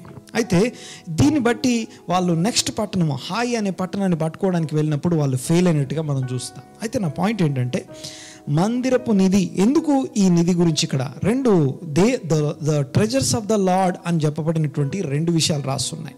నంబర్ 1, ఒకటి భూమి మీద ఉన్నటువంటి మందిరపు ధననిధి. 2, పరలోకంలో దేవుని యొక్క స్వాధీనంలో ఉండే ద నీటి రూపాలకు చెప్పబడినటువంటి యోబు గ్రంథంలో కూడా రాస్తున్నటువంటి ఆ విషయాలు మనం చూస్తాం. అయితే ఇవి ఎందుకు ఉన్నాయి? ఓకే, వీటి గురించి జస్ట్ ఒక మాట నేను ఎక్స్ప్లెయిన్ చేస్తాను. చూడండి ఒకసారి. సామెతల గ్రంథం 3వ అధ్యాయంకి వెళ్దాం ఒకసారి. సామెతల గ్రంథం 3వ అధ్యాయం. సామెతల గ్రంథము 3వ అధ్యాయంలో 6వ వచనం చదువుతాం. చూడండి ఒకసారి. నీ ప్రవర్తన అంతటి యందు ఆయన అధికారమునకు ఒప్పుకొనుము. ఓకే, నీ ప్రవర్తన అంతటి యందు ఆయన అధికారమునకు ఒప్పుకొనుము. ఓకే, ఇశ్రాయేలీలు ఈ యొక్క సామెతల గ్రంథాన్ని సొలొమోను రాస్తున్నప్పుడు దేవుని వాక్యం ఎరిగిన వాడే ధ్యానం చేస్తూ రాసినటువంటి సంగతులు. ఇవన్నీ కూడా నాట్ జస్ట్ కొటేషన్స్, ఇవన్నీ కూడా వాక్యంలో నుండి బయటికి తీయబడినటువంటి ఉపమానయుక్తమైనటువంటి సామెతలు. అయితే ఇక్కడ నా పాయింట్ ఏంటంటే ఆ యొక్క సామెతల్లో 3వ అధ్యాయంలో నీ ప్రవర్తన అంతటి మీద ఆయన అధికారంకు ఒప్పుకొనుము అని ఉంది. 9వ వచనం చూడండి ఒకసారి. 6వ వచనంలో నీ ప్రవర్తన అంతటి మీద ఆయన అధికారంకు ఒప్పుకొనుము, అప్పుడు ఆయన నీ త్రోవలను సరళము చేయును. 9వ వచనంలో నీ రాబడి అంతటిలో ప్రథమ ఫలమును నీ ఆస్తిలో భాగమును ఇచ్చి యెహోవాను గణపరచుము, అప్పుడు నీ కొట్లలో నీ store houses. Okay, your store houses అనగా భూమి మీద నీవు కలిగిన నీ స్టోర్ హౌసెస్ ఏమవుతాయంటే ధాన్యం సమృద్ధిగా ఉండు, నీ గానుగ క్రొత్త ద్రాక్షరసం పైకి పొరలి పారును. జాగ్రత్తగా రండి ఒకసారి. ఒకటి the treasures of the lord, treasures of the heaven. 2 your treasures. Your treasures are the treasures in the world. Okay, జాగ్రత్తగా రండి ఒకసారి. దేవుడు ట్రెజర్స్ విషయంలో, ఆస్తుల విషయంలో, మెటీరియల్ విషయంలో మన గురించి ఏం ఆలోచిస్తున్నాడు అన్నది అర్థం కావడానికి ఫస్ట్ నుంచి చూసుకుంటూ వస్తున్నా. యేసయ్య మాటలు అర్థం కావాలంటే వీటి గురించి నా ఫౌండేషన్ లేకుండా ఆయన మాటల్ని, ఆ యొక్క 3 ఆల్టర్నేటివ్ థింగ్స్ని మనం అర్థం చేసుకోవడం కష్టం. అందుకనే మొట్టమొదటనేమో ద్వితీయోపదేశకాండం 28వ అధ్యాయం 12వ వచనంలో ఆకాశమును తన మంచి ధననిధి అంటాడు. ఇక్కడనేమో the treasures of the Lord అని చెప్పేసి ఆ యొక్క యెహోషువ గ్రంథము 6వ అధ్యాయంలో మనం చూస్తాం. The treasures of the Lord, యెహోవా నిధులు. అయితే ఇక్కడ 3 సామెతల గ్రంథంలోకి వచ్చేసరికి ఏమిటంటే యువర్ స్టోర్ హౌసెస్. ఎప్పుడు యువర్ స్టోర్ హౌసెస్ అంటే మొదటిది నీ ప్రవర్తన అంతటిలో ఆయన అధికారం ఒప్పుకో. మెయిన్ పాయింట్ ఏంటంటే నేను ఫస్ట్ చెప్పాను, మన యొక్క సోల్, మన యొక్క ఆలోచనలు ఎప్పుడు మెటీరియల్ వెనకాల, ఆస్తుల వెనకాల, నేను కలిగి ఉండాల్సిన వాటి వెనకాల వెళ్తూ ఉన్నప్పుడు, అయితే దేవుడు వాటన్నిటిని ఇయ్యగలిగిన వాడు, వాటన్నిటిని తన స్వాధీనంలో పెట్టుకున్నవాడు.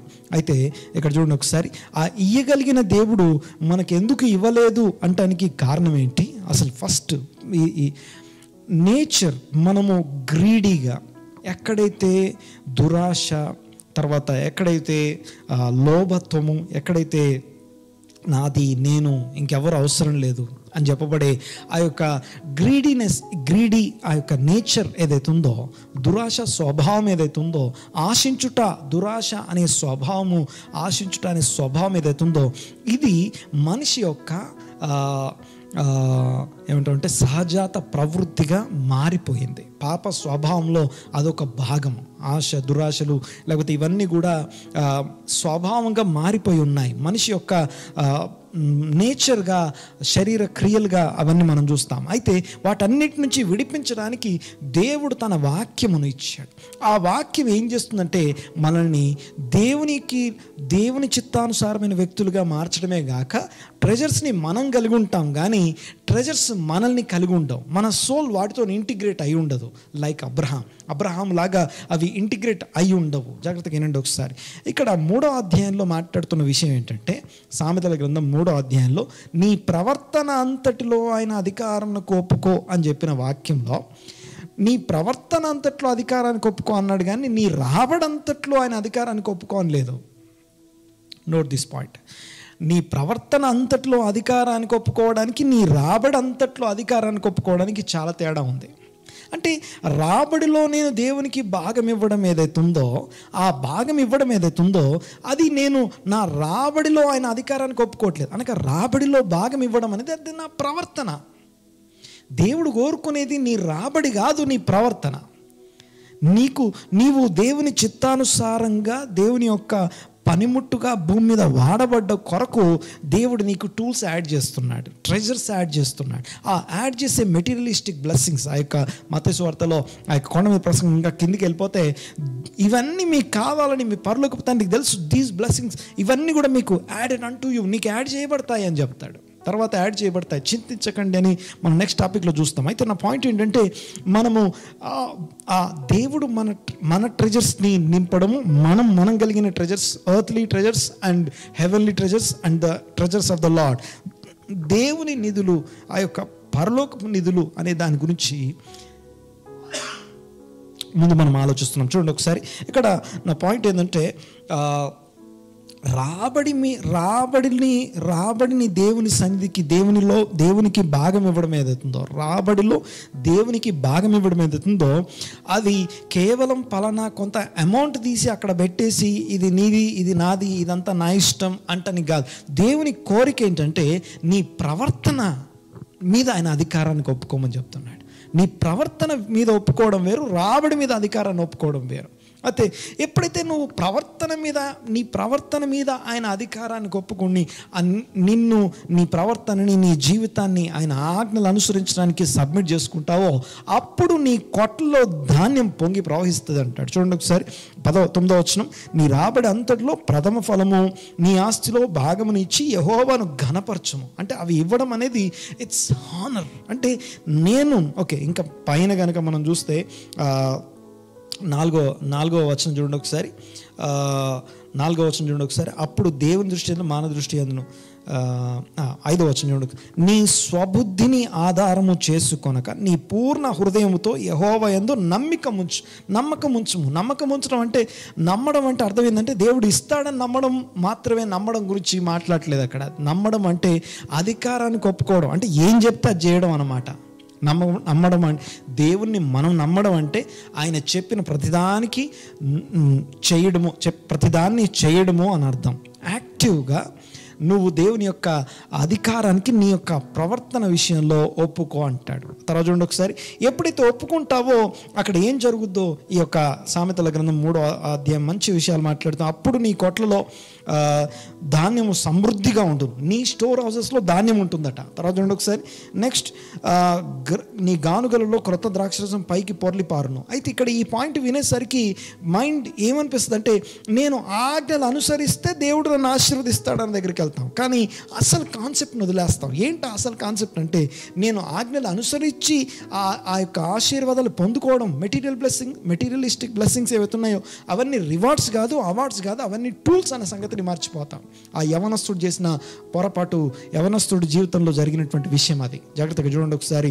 అయితే మన ట్రెజర్స్ని మనం భూమి మీద కలిగి ఉండడం దేవునికి ఇష్టమే, కానీ అవి మనల్ని కలిగి ఉండటం ఆయనకి ఇష్టం లేదు. అబ్రహాము తన యొక్క జీవితంలో ఎప్పుడు ఆస్తుల వెనకాల ఆయన వెళ్ళలేదు. ఈ దేశమంతా నీది అంటే ఆయన అంటాడు, ఇంతకంటే గొప్ప దేశం ఉంది, పాలు తేనెలు ప్రవహించే దేశం అంటే ఇది కాదు, మరి శ్రేష్టమైన దేశం, మరి శ్రేష్టమైనటువంటి వాగ్దత్త దేశం, పునాదులు కలిగిన పట్టణం కొరకు. అనగా లిటరల్ మీనింగ్ ఏంటంటే ద సోల్స్ అని అర్థం. అనగా ఈ భూమి మీద ఉన్నటువంటి సకల సోల్స్ని ఆయన కలిగి ఉండడం అనేది ఆయన పట్టణంగా భావిస్తున్నాడు. మాట్లాడేది అర్థమవుతుంది కదా, సోల్స్ని పట్టణంగా భావిస్తున్నాడు. అనగా అనేక సోల్స్ని తను ప్రభావితం చేయడం కోసం, అనేక సోల్స్ దేవుని తట్టు తిరగడం కొరకు మెస్సయ్య తన జీవితం నుంచి రావాలని దేవుని ఆజ్ఞను అనుసరించి ఆయన నడుస్తున్నాడు. ఆఖరికి 135 ఏళ్ళ వయసులో ఇదిగో నీవు లేచి నీ కుమారుని తీసుకొని బయలుదేరి అన్నప్పుడు కూడా చిత్తం ప్రభువా అంటున్నాడు. ప్రవర్తన అంతటి విషయంలో ఎంత ఏజ్ వచ్చినా, ఎంత వయసు వచ్చినా దేవుని అధికారానికి ఒప్పుకుంటున్నాడు. చిత్తం ప్రభువా. దేవునికి స్తోత్రం కలుగునుగాక. అయితే యేసయ్య మాటలను ఒకసారి గుర్తు చేసుకొని మనం ఈరోజుకి ముగించుకుందాం. మత్తయి సువార్త 6వ అధ్యాయము 19వ వచనం నుంచి ఈరోజు భాగాన్ని మనం క్లోజ్ చేసుకుందాం. చూడండి ఒకసారి. The treasures of the lord and treasures of the heaven. Next భూమి మీద treasures of the earth and hour treasures, మన కోట్లు, మన స్టోర్ హౌసెస్. అయితే ఇక్కడ వాక్యం యేసయ్య మాట్లాడే మాటలు ఏంటంటే, don't be integrated with the materialistic blessings. ఒకవేళ ఒక దగ్గర అంటాడు, ఈ రాత్రికి నీ ప్రాణం అడిగితే నువ్వు కూడబెట్టుకున్నవన్నీ ఏమవుతాయి, ఎవని వగును అని ప్రశ్నిస్తాడు. దేవునికి స్తోత్రం. ఈ రాత్రికి నీ ప్రాణం అడిగితే, ఈ రాత్రికి సోల్, నీ సోల్ నీ బాడీని విడిచిపెట్టినప్పుడు వాట్ అబౌట్ నువ్వు కూడబెట్టుకునేవన్నీ ఏమవుతాయి? అనగా don't be integrated with the materialistic blessings. నీ సోల్ని మెటీరియల్స్ చేత ఇంటిగ్రేట్ చేసుకోవద్దు. పేర్లు, పదవులు, తర్వాత ఆస్తులు ఏవైతే ఉన్నాయో అవన్నీ మన సోల్ని విడిచి ఎప్పుడైనా వదిలిపెట్టడానికి ఒకవేళ తీసేస్తే, ఎస్ లార్డ్ నీ చిత్తం ప్రభువా అనేలాగా ఉండమని వాక్యం చెప్తుంది. అదే యేసయ్య చెప్తున్నాడు. ఇక్కడ మీరు ఒకవేళ వాటి వెనకాల వెళ్తే చిమ్మట, ఓకే ఈ మూడింటి గురించి నేను ఈరోజు మాట్లాడలేను, కానీ ఇక్కడ చిమ్మెట, తుప్పు, దొంగలు కన్నం వేసి దొంగిలించుట. ఓకే, సో ఈ మూడిటి గురించి ఈరోజు మనం మాట్లాడుకోలేం, కానీ నువ్వు గనక వాటిని నీ సోల్లోకి ఇంటిగ్రేట్ చేసుకొని నువ్వు కలిగి ఉంటే ఈ మూడు మన జీవితంలో జరుగుతాయి. ఆ చిమ్మట, తుప్పు, లేకపోతే దొంగలు కన్నం వేసి దోచుకునేది ఎవరినో తెలుసా? నీ సోల్ని, నీ వస్తువుల్ని కాదు. మాట్లాడదాం. ఎందుకంటే నీ ఆస్తిని నీ జీవితంలో భూమి మీద నీ సోల్ కొరకు నీవు సంపాదించుకున్నావు. అయితే అవన్నీ నీ లోపలికి వెళ్ళాయి కనుక నువ్వు దోచబడతావు. దేవునికి స్తోత్రం. సాతానుడు పనిచేసే విషయం ఏంటంటే, he operates with the material blessings. చాలామందిని గమనిస్తే వాక్యం ఏం చెప్తుందంటే, బోధ వినుటకును రోగములు కుదుర్చుకొనుటకు ఆయన దగ్గరికి వచ్చారు అని వాక్యం రాసి ఉంటుంది. బోధ వినుటకును రోగములు కుదుర్చుకొనుటకు ఆయన దగ్గరికి వచ్చారు. Very good. ఇంతకీ బోధ ఏంటి అనేది అంతా పక్కన పెట్టి రోగములు కుదుర్చుకొనుట అనేదే బోధగా మార్చేశారు. అంటే నువ్వు రోగంతో ఉన్నా స్వస్థపడతావు, దేవుని దగ్గరికి రా. ఓకే, నీకు డబ్బులు వస్తాయి, దేవుని దగ్గరికి రా. అంటే డబ్బులు ఇచ్చే దేవుడు, నిన్ను తలగా ఉంచే దేవుడు. Okay, the greatest blessings, greatest power, greatest things అన్నీ కూడా గ్రేటెస్ట్ రెస్పాన్సిబిలిటీస్ కలిగిన వాళ్ళకి వస్తాయి. అనగా గ్రేటెస్ట్ రెస్పాన్సిబిలిటీ తీసుకున్న వాళ్ళకి గ్రేటెస్ట్ పవర్ అనేది రిలీజ్ చేయబడుతుంది. దేవునికి స్తోత్రం. చూడండి ఒకసారి ఇక్కడ యేసయ్య మాటలు నంబర్ 1 ఫస్ట్ థింగ్ ఏంటంటే మొట్టమొదటి విషయము భూమి మీద సంపాదించుకొనకు అనేటప్పుడు డోంట్ బీ ఇంటిగ్రేటెడ్. అక్కడ భూమి మీద అన్నప్పుడు యువర్ ఫ్లెష్ అన్నమాట. నీ యొక్క ఫ్లెష్ అండ్ సోల్ ఇవి రెండు ఇంటిగ్రేట్ అయి ఉన్నాయి. అవి రెండు ఇంటిగ్రేట్ అయి ఉన్నప్పుడు నీ ఫ్లెష్ అంటే చూడండి ఒకసారి మెటీరియల్ బ్లెస్సింగ్స్ అన్నిటినీ, అనగా నా ఆస్తులు, నా కార్లు, నా బంగ్లాలు, నా డబ్బులు, నా యొక్క ఇన్వెస్ట్మెంట్స్, నా వ్యాపారాలు అన్నిటినీ నా సోల్తోని నేను ఇంటిగ్రేట్ చేసుకొని ఉండడం అది దేవుని చిత్తమైంది కాదు. అది నువ్వు చిమ్మట దొంగతనం జరుగుతూ ఉంటుంది. దేవునికి స్తోత్రం. ఇప్పుడు నీ ప్రవర్తన అంతటి మీద ఆయన అధికారానికి ఒప్పుకోమో అనే మాట చూస్తూ ఉన్నప్పుడు ఒక విషయం ఏంటంటే today is the January 10th the last date. Income tax ITR file చేయడానికి లాస్ట్ డేట్ అనుకుందాం. ఈరోజు లాస్ట్ డేట్. కొంతమంది మాటలు వింటా ఉన్నాను నేను, ఓకే, కొంతమందిని చూస్తూ ఉన్నాను నేను. ఒక ఆయన అంటాడు లక్షలు పే చేయాల్సి వచ్చింది, లక్షల రూపాయలు ఇన్కమ్ ట్యాక్స్ పే చేయాల్సి వచ్చింది. ఆయన అంటాడు, ఏమంటాడంటే ఇవన్నీ ఎవరు తిన్నట్టు అంటాడు. ఒకసారి ఆలోచించండి. నీ ప్రవర్తన అంతటి మీద దేవుని అధికారానికి ఒప్పుకొనుము అని రాస్తున్నప్పుడు నీ రాబడిలో దేవునికి భాగం ఇస్తున్నా, అట్ ద సేమ్ టైం నా రాబడిలో గవర్నమెంట్కి నేను భాగం ఇవ్వాల్సిందే, తిరుగులేదు దానికి. విషయం ఏంటంటే జస్ట్ ఇమాజిన్, ఒక చిన్న విషయం చెప్పేసి నేను ముందుకు వెళ్ళిపోతాం. లెట్స్ సే ఎందుకు దేవుడు దశంభాగాలు అడుగుతున్నాడు, ఎందుకు ప్రథమ ఫలాలు అడుగుతున్నాడు అంటే ద ఓన్లీ రీజన్ ఏంటంటే నీ యొక్క ఆస్తులు, నీ రాబడి నువ్వు చేసుకున్నది నువ్వు చేసుకోలేదు, దేవుని వలన అది అయింది అని గుర్తించడం కోసం. అందుకని ఆ యొక్క ద్వితీయోపదేశకాండం 8వ అధ్యాయం 18వ వచనంలో అంటాడు, నేను సంపాదించాను, నా శక్తి, నా బలము, నా సామర్థ్యం అని నువ్వు అనుకుంటావేమో, గుర్తుపెట్టుకోండి ఆయన ఇది దేవుడు మీకు భాగ్యం సంపాదించుకునే సామర్థ్యం కలుగజేశాడు. ఇది దేవుని గురించి రాస్తుంది. అయితే మరి వాట్ అబౌట్ గవర్నమెంట్ ట్యాక్సెస్ ఎందుకు కట్టాలి? నువ్వు నమ్మినా నమ్మకపోయినా, నీకు తెలిసినా తెలియకపోయినా, ఎవ్రీ భూమి మీద మనం ఏ దేశంలో ఉన్నా సరే నువ్వు సంపాదిస్తున్నావు అంటే గవర్నమెంట్ నీ పార్ట్నర్ అంతే. ఒకవేళ నువ్వు ఇండివిజువల్ పర్సన్గా ఎర్న్ చేస్తున్నావు, సంపాదిస్తున్నావు భూమి మీద అంటే నీ గవర్నమెంట్ నీకు నీ జీవితంలో పార్ట్నర్ అంతే. గవర్నమెంట్కి నువ్వు భాగం వేయాల్సిందే. గవర్నమెంట్కి నువ్వు ఆ యొక్క 30% మొదటి నీ సంపాదనలో నుంచి ఆ యొక్క మినిమం అమౌంట్, ఆ స్లాబ్ దాటిన తర్వాత ఎంతో కొంత పర్సంటేజ్ అనేది, నియమించబడిన పర్సంటేజ్ అనేది నిర్దాక్షిణ్యంగా నీ నుంచి లాక్కుంటారు. గవర్నమెంట్ నీ నుంచి లాక్కుంటుంది. ఒకసారి మన ఇండియన్ ITR గురించి మాట్లాడితే ఆధార్ కార్డు రాకముందు, ఆధార్ కార్డు వచ్చినాక డివైడ్ చేసేయచ్చు. ఆధార్ కార్డు వచ్చిన తర్వాత నీ ఆధార్ కార్డు, నీ బ్యాంక్ అకౌంట్స్, నీ పాన్ కార్డు, నీ ఫోన్ నెంబర్ అన్నీ లింక్ అయిపోయాయి. సో నీ ఖర్చులన్నీ అంత కనబడుతూ ఉంది. ఖచ్చితంగా మనం ITR ఫైల్ చేసినప్పుడు అన్నీ చెప్పాల్సిందే. సో అప్పుడు ఏమవుతుందంటే ఇంకా గవర్నమెంట్ గల్లబట్టుకొని మరి వసూలు చేసుకునే స్థితిలోకి ఇప్పుడు రావడం మనం చూస్తున్నాం. అంటే నీ లైఫ్లో ట్యాక్స్ని గవర్నమెంట్ నువ్వు ఒప్పుకున్నా ఒప్పుకోకపోయినా నీ ప్రవర్తన అంతటి మీద గవర్నమెంట్కి అధికారం ఉంది. అట్ ద సేమ్ టైం దేవుడైతే నీ ప్రవర్తన అంతటి మీద తన అధికారానికి ఒప్పుకోమని చెప్తున్నాడు. దేవునికి స్తోత్రం. అర్థమవుతుంది కదా? అంటే ఈ ల్యాండ్ మీద, అనగా ఇండియా అనే ఈ ల్యాండ్ మీద నేను సంపాదించాలి అంటే I have to pay my tax. అనగా గవర్నమెంట్ నేను పార్ట్నర్గా స్వీకరించాల్సిందే. అది ఎలాగైతే మనం పెట్టుకున్నామో అలాగే దేవుడు మనకు భాగ్యం సంపాదించుకునే సామర్థ్యం ఇచ్చాడు. ఆయనకి భాగం ఇచ్చి ఆయన అధికారానికి మన సొంత చిత్తంలో నుంచి ఆయన అధికారానికి ఒప్పుకోవడం. అప్పుడు ఏమవుతుందంటే ఆ యొక్క వస్తువులు, నా సంపాదన అవి నాతో ఇంటిగ్రేట్ అయ్యలేవు. ఇది నాది, ఇందాక నేను చెప్పినట్టుగా ఎవడు తిన్నట్టు అని అంటున్నాడంటే, నేను సంపాదిస్తే నేను తినాల్సింది, నేను తినకుండా ఎవరో తినేస్తున్నారు. అనక గవర్నమెంట్కి ట్యాక్స్ కట్టడాన్ని ఆ వ్యవస్థ వాళ్ళు ఎలా చూస్తున్నారంటే, నేను సంపాదిస్తే ఎవరో తింటున్నారు, ఎవరో తినట్లా. గవర్నమెంట్ రూల్స్ ప్రకారం గవర్నమెంట్కి ట్యాక్స్ పే చేస్తున్నా. గవర్నమెంట్కి నువ్వు ట్యాక్స్ పే చేయాల్సిందే. You don't have another option. అయితే ఇక్కడ ఆ ఆప్షన్ కాకుండా వేరే ఏం చేసినా, మా CA గారు ఇలా చెప్తారు, దీనికి వేరే ఆప్షన్ లేదా అంటే ఆయన అంటారు, అలాంటిది ఏది చేసినా అది ఇల్లీగల్ అవుతుంది పాస్టర్ గారు. గవర్నమెంట్ దృష్టి నుంచి తప్పించుకోలేని, ఇల్లీగల్గా తప్పించుకోలేని స్థితిలోకి రోజు రోజుకి ట్రాన్స్పరెంట్ ట్రాన్సాక్షన్స్ దగ్గరికి మన దేశం వెళ్తూ ఉంది, అడుగులేస్తూ ఉంది. ఆధార్ కార్డు వచ్చిన తర్వాత ట్రాన్సాక్షన్స్ అన్నీ కూడా గవర్నమెంట్ దృష్టికి ట్రాన్స్పరెంట్ కనపడుతున్నాయి. బట్ దేవుడి గురించి వాక్యం ఏం చెప్తుందంటే ఆయన దృష్టికి కనపడని సృష్టం ఏది లేదు అని వాక్యం చెప్తుంది. అయితే ప్రవర్తన అంతటి మీద దేవుని అధికారానికి ఒప్పుకోవడం ఏదైతుందో అది మనల్ని తలగా ఉంచుతుంది.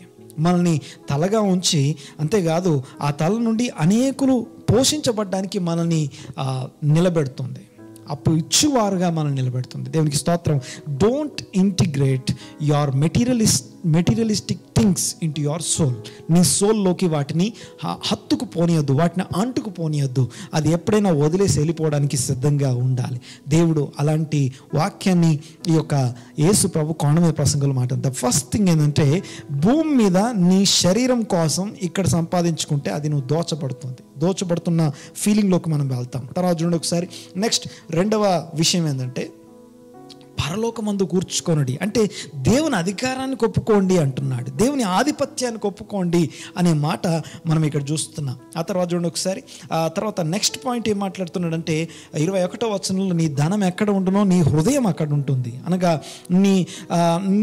నీ సోల్ హార్ట్ అండ్ నీ మెటీరియల్ రెండు హత్తుకుపోతున్నాయి. అనగా నీ సోల్ హార్ట్ దేవుని మీద, దేవుడు నాకు సామర్థ్యం ఇచ్చేవాడు, నా ఆస్తి పరలోకంలో ఉంది అనగా ఆ పరలోకం యొక్క ధననిధులు ఓపెన్ చేసినప్పుడు ఆ 7 ఫార్మ్స్లో ఉన్నటువంటి ఆ వాటర్ సంబంధించినటువంటి ఆ స్పిరిట్, దేవుని సహాయం ఏదైతుందో, ఆత్మ సహాయం ఏదైతుందో, నన్ను బలపరిచే ఆత్మ, ఇది శక్తి చేత కాదు, బలము చేత కాదు, దేవా నీ ఆత్మ చేత అని చెప్పబడే ఆ ఆత్మ సహాయం ఏదైతుందో 7 రకాల ఆ యొక్క ఫామ్స్లో ఉన్నటువంటి ఆ యొక్క వాటర్ ఫామ్స్ ఏవైతే ఉన్నాయో అవి దేవుడు రిలీజ్ చేస్తే అక్కడ నా ధనం ఉంది అని నమ్మిన వాళ్ళు ఇక్కడ భూమి మీద దేవుని యొక్క మిషన్ని మోసుకెళ్తారు. అనగా అనేకులకు ఆశీర్వాదకరంగాను తలగాను ఉండి ఆ యొక్క అబ్రహాము లాంటి దీవెనలు పొందుకుంటారు. దీవించబడిన వారు అబ్రహాము దీవెనలతో దీవించబడతారని చెప్పేసి ఆ యొక్క గలతీ పత్రికలో మనం ఆ మాట చూస్తాం. ఇక్కడ నా పాయింట్ ఏంటంటే ఆ తర్వాత నెక్స్ట్ అంటాడు 21వ వచనంలో నీ ధనం ఎక్కడ ఉండునో అక్కడ నీ హృదయం ఉంటుంది. అయితే 22వ వచనంలో సెకండ్ ఆల్టర్నేటివ్స్ అనగా దేహమునకు దీపము కన్ను వెలుగైతే 22వ వచనం ఒకసారి. దేహమునకు దీపము కన్నే గనుక నీ కన్ను తేటగా ఉండిన ఎడల నీ దేహం అంతయు వెలుగుమయమై ఉండును. 23వ వచనం నీ కన్ను చెడినదైతే నీ దేహం అంతయు చీకటిమై ఉండును. నీలో ఉన్న వెలుగు చీకటి అయి ఉండిన ఎడల ఆ చీకటి ఎంతో గొప్పది. ఇక్కడ ఈ 22, 23 వచనాలు దేని గురించి మాట్లాడుతున్నాయంటే జాగ్రత్తగా రండి ఒకసారి. 2 ఆల్టర్నేటివ్స్ ఏంటి అంటే ద సెకండ్ ఆల్టర్నేటివ్ అంటే ఏదర్ ఇది లేకపోతే అది, అదా ఇదా. ఏంటంటే ద విజన్ అనగా నీకు లైట్ విజన్ కావాలా, డార్క్ విజన్ కావాలా అనగా దాని అర్థం ఏంటంటే ఈ వచనము సామెతల గ్రంథం 6వ అధ్యాయం నుంచి యేసయ్య ఎత్తుకొని వచ్చి ఇక్కడ మాట్లాడుతున్నట్టు మనకు కనపడుతుంది. సామెతల గ్రంథం 6వ అధ్యాయంలో ఏమని రాస్తుందంటే ఆజ్ఞ దీపము దాని ఉపదేశము వెలుగై ఉన్నది అంటాడు. ఆజ్ఞ దీపము దాని ఉపదేశము వెలుగై ఉన్నది అంటే దాని అర్థం ఏంటంటే నువ్వు ఆజ్ఞ కలిగి ఉండి వెలుగు లేకపోతే, ఓకే, ఇందాక యవనస్తుని గురించి మాట్లాడుకున్నాం. ఆ యొక్క యేసు ప్రభు దగ్గరికి వచ్చిన యవనస్తుని గురించి మాట్లాడుకున్నప్పుడు ఆ యవనస్తుడు ఏం కలిగి ఉన్నాడు అంటే ఆస్తి కలిగి ఉన్నాడు. నెక్స్ట్ నెంబర్ 2 తన సోల్తో అది ఇంటిగ్రేట్ అయిపోయింది, తనదిగా అయిపోయింది. ఓకే, తనదిగా అయిపోయింది. దాన్ని ఒకవేళ తన నుంచి సపరేట్ చేయడానికి తనకి ఏమాత్రం ఇష్టం లేదు. తర్వాత చూడండి ఒకసారి.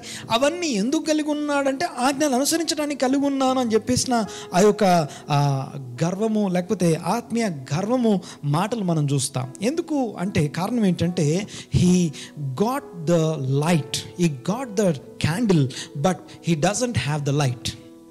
ఆజ్ఞలు తెలుసు, ఆజ్ఞల యొక్క అసలైనటువంటి ఉపదేశం తనకు తెలియదు. అందుకే యేసయ్య అంటాడు నువ్వు పరిపూర్ణుని కాదు, ఇంకా కేవలం ఒక ఆజ్ఞని పాజిటివ్గా కానీ నెగిటివ్ కమాండ్మెంట్స్ కానీ పాజిటివ్గా నువ్వు అనుసరించినంత మాత్రాన నువ్వు పరిపూర్ణుడి కాలేవు. ఎప్పుడు అంటే వాటి యొక్క పర్పస్ ఏంటి, ఎందుకు దేవునికి నేను లోబడాలి, ఎందుకు నేను దేవుని ఆజ్ఞలు అనుసరించాలని ఎప్పుడైతే అర్థమవుతుందో, ఆ ఉపదేశం నీకు అర్థమవుతుందో అప్పుడు నీ యొక్క కన్ను వెలిగించబడుతుంది. నీకు డార్క్ సైడ్ విజన్ కావాలా, లైట్ సైడ్ విజన్ కావాలా? ఓకే, 2 విజన్స్ ఉన్నాయి. అనగా భూమి మీద ట్రెజర్ కావాలా, నీ సోల్తో ఇంటిగ్రేట్ అయిపోయి చిమ్మట తుప్పు లేకపోతే దొంగిలించబడే ట్రెజర్ కావాలా, దేవుని యొక్క సహాయంతో నడిచే ఆ యొక్క హెవెన్లీ ట్రెజర్ నీకు కావాలా. Okay, 2 alternative treasures, either this or that, ఇది కావాలా అది కావాలా. తర్వాత డార్క్ సైడ్ విజన్ ఉంది, లైట్ సైడ్ విజన్ ఉంది. అనగా ఆజ్ఞలు తెలుసు, వాక్యం తెలుసు, పదాజ్ఞలు అందరికీ తెలుసు, వాక్యం తెలుసు, కానీ వాక్య ఉపదేశం కావాలి. అనగా వి నీడ్ ఇన్సైట్స్. అనగా వాక్యం యొక్క ఉపదేశం తెలిసి ఉండడం వేరు. ఆజ్ఞ దీపము, ఉపదేశము వెలుగై ఉన్నది. అంటే కేవలం ఆజ్ఞ ఉన్నంత మాత్రాన మనం వెలుగు కలిగి ఉన్నట్టు కాదు. దేవునికి స్తోత్రం. తర్వాత చూడండి ఒకసారి, అనగా దీన్ని ఇంకొక భాషలో చెప్తే the letter of the law and the spirit of the law అంటాం.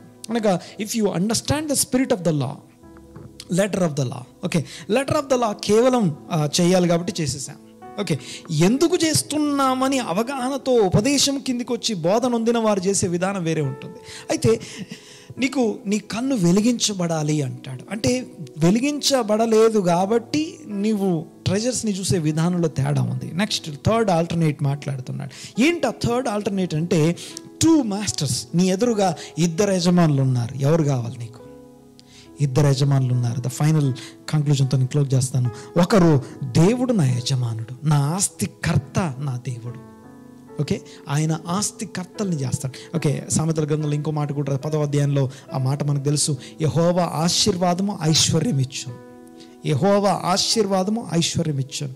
అయితే ఈ యొక్క నా ఆశీర్వాదానికి నా ఐశ్వర్యానికి కర్త, ఆశీర్వదించే దేవుడు, ద బ్లెస్డ్ గాడ్, అనగా దీవించే దేవుడు, నా ఆశీర్వాదము మరియు ఆశీర్వాదం ఇచ్చే నా దేవుడు ఆస్తి కర్త అయి ఉన్నాడు నాకు. దేవునికి స్తోత్రం. ఆ తర్వాత చూడండి ఒకసారి, ఇక్కడ 2వది నా యజమానుడు, నా ఆస్తి నా యజమానుడు, నా డబ్బులు, నా మెటీరియల్, నా థింగ్స్ అవి నా యజమానుడు. ఓకే, ఈరోజు ఈ కొండ మీద ప్రసంగంలో the right view about materialism, వస్తువులు, విషయాలు, ఆస్తులు, పరపతులు, ఇవన్నీ మెటీరియల్ థింగ్స్ కిందికి వస్తాయి. వాటన్నిటినీ వాక్యంలో దేవుడు ఎలా చూడమని చెప్తున్నాడు. ప్రభువైన యేసుక్రీస్తు వాక్యం అయి ఉన్నవాడు వచ్చి దాన్ని ఉపదేశిస్తే ఎలా ఉంటుంది. దేవునికి స్తోత్రం కలుగును గాక. కళ్ళు మూసుకుందాం, ప్రార్థన చేసుకుందాం. ఆ యొక్క దేవుని యొక్క వాక్యంలో మనల్ని మనం పరీక్షించుకుందాం. ఎంతవరకు మనము ఆయన ఆధిపత్యానికి, ఆయన అధికారానికి ఒప్పుకుంటున్నాం. దేవునికి మహిమ కలుగును గాక.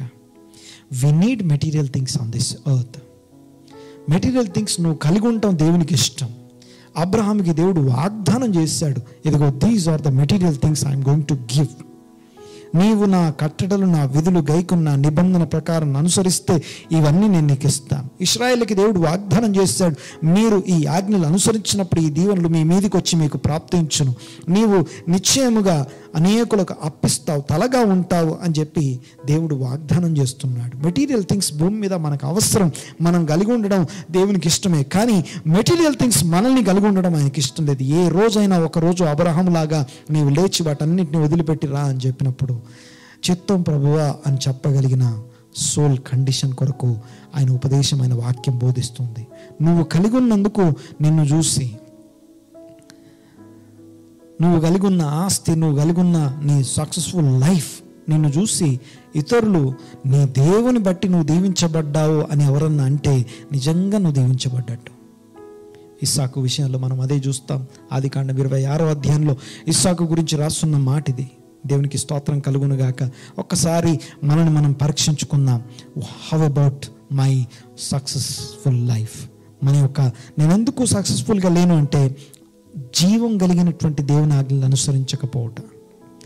జీవం కలిగిన ఆజ్ఞల యొక్క సారమును ఎరిగి ఉపదేశానుసారంగా నడుచుకుంటే నిశ్చయముగా మనము ఖచ్చితంగా దీవించబడతాం. మెటీరియల్ బ్లెస్సింగ్స్ చేత దీవించబడతాం. మెటీరియల్ బ్లెస్సింగ్స్ చేత దీవించబడ్డప్పటికీ మెటీరియల్ బ్లెస్సింగ్స్ మనం కాదు, అది నా సోల్ కాదు. ఒకవేళ వాటిని వదిలేయాల్సి వచ్చినప్పుడు వాటిని ఏమాత్రం ముఖం చిన్నబుచ్చుకోకుండా, ఏమాత్రం ఇబ్బంది లేకుండా చిత్తం ప్రభువా అనగలిగిన అబ్రహాము అలాంటి జీవితం కలిగి ఉన్నాడు. కనుక అబ్రహాము అనేకులకు, విశ్వాసులకు తండ్రి అయ్యాడు. ఆ చనిపోయిన నిరుపేద అయినటువంటి ఆ యొక్క లాజరు అబ్రహాము రొమ్మున ఆనించబడ్డాడన్న ఉపమానాన్ని మనం చదువుకుంటున్నాం. దేవునికి స్తోత్రం. కళ్ళు మూసుకున్నాం. దేవా స్తోత్రం, నైనా మీకు వందనాలు. మీకు వందనాలు, స్తుతులు, స్తోత్రం చెల్లిస్తున్నాం. ఈ దినమున నాతో ఏకీపించిన ప్రతి కుమారుడు, ప్రతి కుమార్తెను మీ సన్నిధిలో ఎత్తిపడుతున్నాం. దీవించండి, ఆశీర్వదించండి నాయన. మీ ఉపదేశం చేతను, ఉపదేశ సారము చేతను, మీ అడుగు జాడల సారము చేతను, మీ యొక్క వాక్య ఉపదేశం చేతను, బోధ చేతను ఇదిగో మీ బిడ్డలను దర్శించండి. జ్ఞానము, తెలివి, వివేచన మీ బిడ్డలకు అనుగ్రహించండి. శిరస్సైన క్రీస్తుకు తగినటువంటి శరీరములుగా ఇదిగో సంఘముగా మేము కట్టబొట్టుకు సహాయము దయచేయండి నాయన. మీకు వందనాలు. శిరస్సుకు తగిన శరీరం మాకు అనుగ్రహించండి. ఆ శరీర అవయవాలుగా మేము ఉండటానికి సహాయం దయచేయండి. ఆ శిరస్సు అతికాంక్షణీయుడు, కోరదగిన వాడైనటువంటి ఇదిగో నేను నా ప్రియకుమారుడు ఈయనందు నేను ఆనందిస్తాను అనబడుతున్నటువంటి క్రీస్తు యేసు అనబడుతున్న మా శిరస్సుకు తగిన అవయవాలుగా శరీరంలో మేము భాగాలమై ఉండటానికి సహాయం దయచేయండి. ఆస్తుల విషయంలో, మెటీరియల్ థింగ్స్ విషయంలో ఎలాంటి దృక్పథం కలిగి ఉండాలో, ఎలాంటి దృష్టి మేము కలిగి ఉండాలో ఈ విధంగా ఈరోజు మాకు బోధపరిచినందుకు మీకు వందనాలు చెల్లిస్తున్నాం. ఇదిగో నాకున్న అవగాహనను బట్టి ఇదిగో మీ బిడ్డలు అర్థం చేసుకునే దాన్ని బట్టి కాదు, కానీ మీ ఆత్మ సహాయం చేత ఒక్కొక్కరికి వ్యక్తిగతంగా అనేక సంగతులు బోధపరచండి. ప్రతి తప్పుడు అభిప్రాయాల నుంచి విడుదల దయచేయండి నాయన. మీకు వందనాలు. వాక్యాన్ని అర్థం చేసుకునే విధానము ప్రతి ఒక్కరికి బోధపరచమని వేడుకుంటున్నాం. స్తోత్రం నాయన. సంఘమును యునైటెడ్ చేస్తున్నందుకు మీకు వందనాలు. లైవ్లో ఇలాగా కలుసుకున్నప్పటికీ మీ కృపచేత దర్శిస్తున్నందుకు మీకు వందనాలు చెల్లిస్తున్నాం. నాతో ఉన్న ప్రతి ఒక్క కుటుంబాన్ని మీ సమయంలో ఎత్తిపడుతున్నాం. దీవించండి, ఆశీర్వదించండి. ఇదిగో మీరు ఇంకను యాడ్ చేయబోతున్న కుటుంబాల కొరకు ప్రార్థన చేస్తున్నాం నాయన. ఈ యూట్యూబ్ ద్వారా, ఇదిగో ఫేస్బుక్ ద్వారా, ఈ జూమ్ ద్వారా ఎంతమంది అయితే లైవ్లో పాల్గొని చూస్తున్నారు, ఇదిగో ఈ వీడియోని తర్వాత అయినా సరే ఎంతమంది చూస్తున్నారు వారందరి పక్షంగా విజ్ఞాపన చేస్తున్నాను. వారి జీవితాల్లో మీ వాక్యము లోతు, మీ వాక్యం యొక్క జాడల సారము వారి జీవితాల్లో వెదజల్లమని వేడుకుంటున్నాను. దీవించండి, ఆశీర్వదించండి, బలపరచండి. మీ సన్నిధి వారికి దయచేయమని వేడుకుంటూ గొప్ప కార్యాలు మీ బిడ్డల జీవితాల్లో ప్రకటిస్తూ ప్రవచిస్తూ మీకు మాత్రమే దాసులై ఉండటానికి, పరమ తండ్రిని యజమానుడిగా కలిగి ఉండటానికి సహాయం దయచేయండి. మిమ్మల్ని మాత్రమే సేవించడానికి కృప దయచేయండి. ప్రతి విధమైన మెటీరియల్ ఏవైతే మీ బిడ్డలకు ఇప్పుడు దేనికి దాసులై ఉన్నారో వాటి దాస్యపు శృంఖలాలు విడదీసి వారికి స్వస్థపరిచి ఇదిగో విడిపించి వారిని స్వేచ్ఛ దయచేయమని ప్రార్థిస్తున్నాం. మీ యొక్క అధికారానికి, ఆధిపత్యానికి, వారి ప్రవర్తన అంతటి మీద ఒప్పుకోవడానికి స్వేచ్ఛగా, స్వతంత్రంగా, చిత్త ప్రకారం పరిపూర్ణమైన ఆలోచనతో, పరిపూర్ణమైన అవగాహనతో ఒప్పుకోవడానికి సహాయం దయచేయండి. మీ అధికారానికి ఒప్పుకోవడానికి సహాయం దయచేయండి. కృప కనికరములు ఇదిగో ఒక్కొక్కరి మీద చూపించమని వేడుకుంటూ మీ ఆకాశపు ధననిధిని ఒక్కొక్కరికి రిలీజ్ చేయమని వేడుకుంటూ యేసు నామమున ఒక్కొక్కరి పక్షంగా విజ్ఞాపన చేస్తూ దీవించి ఆశీర్వదించి ఈ ప్రార్థన చేస్తూ తండ్రి amen, amen, amen. Praise the Lord. దేవుడు మిమ్మల్ని దీవించును గాక.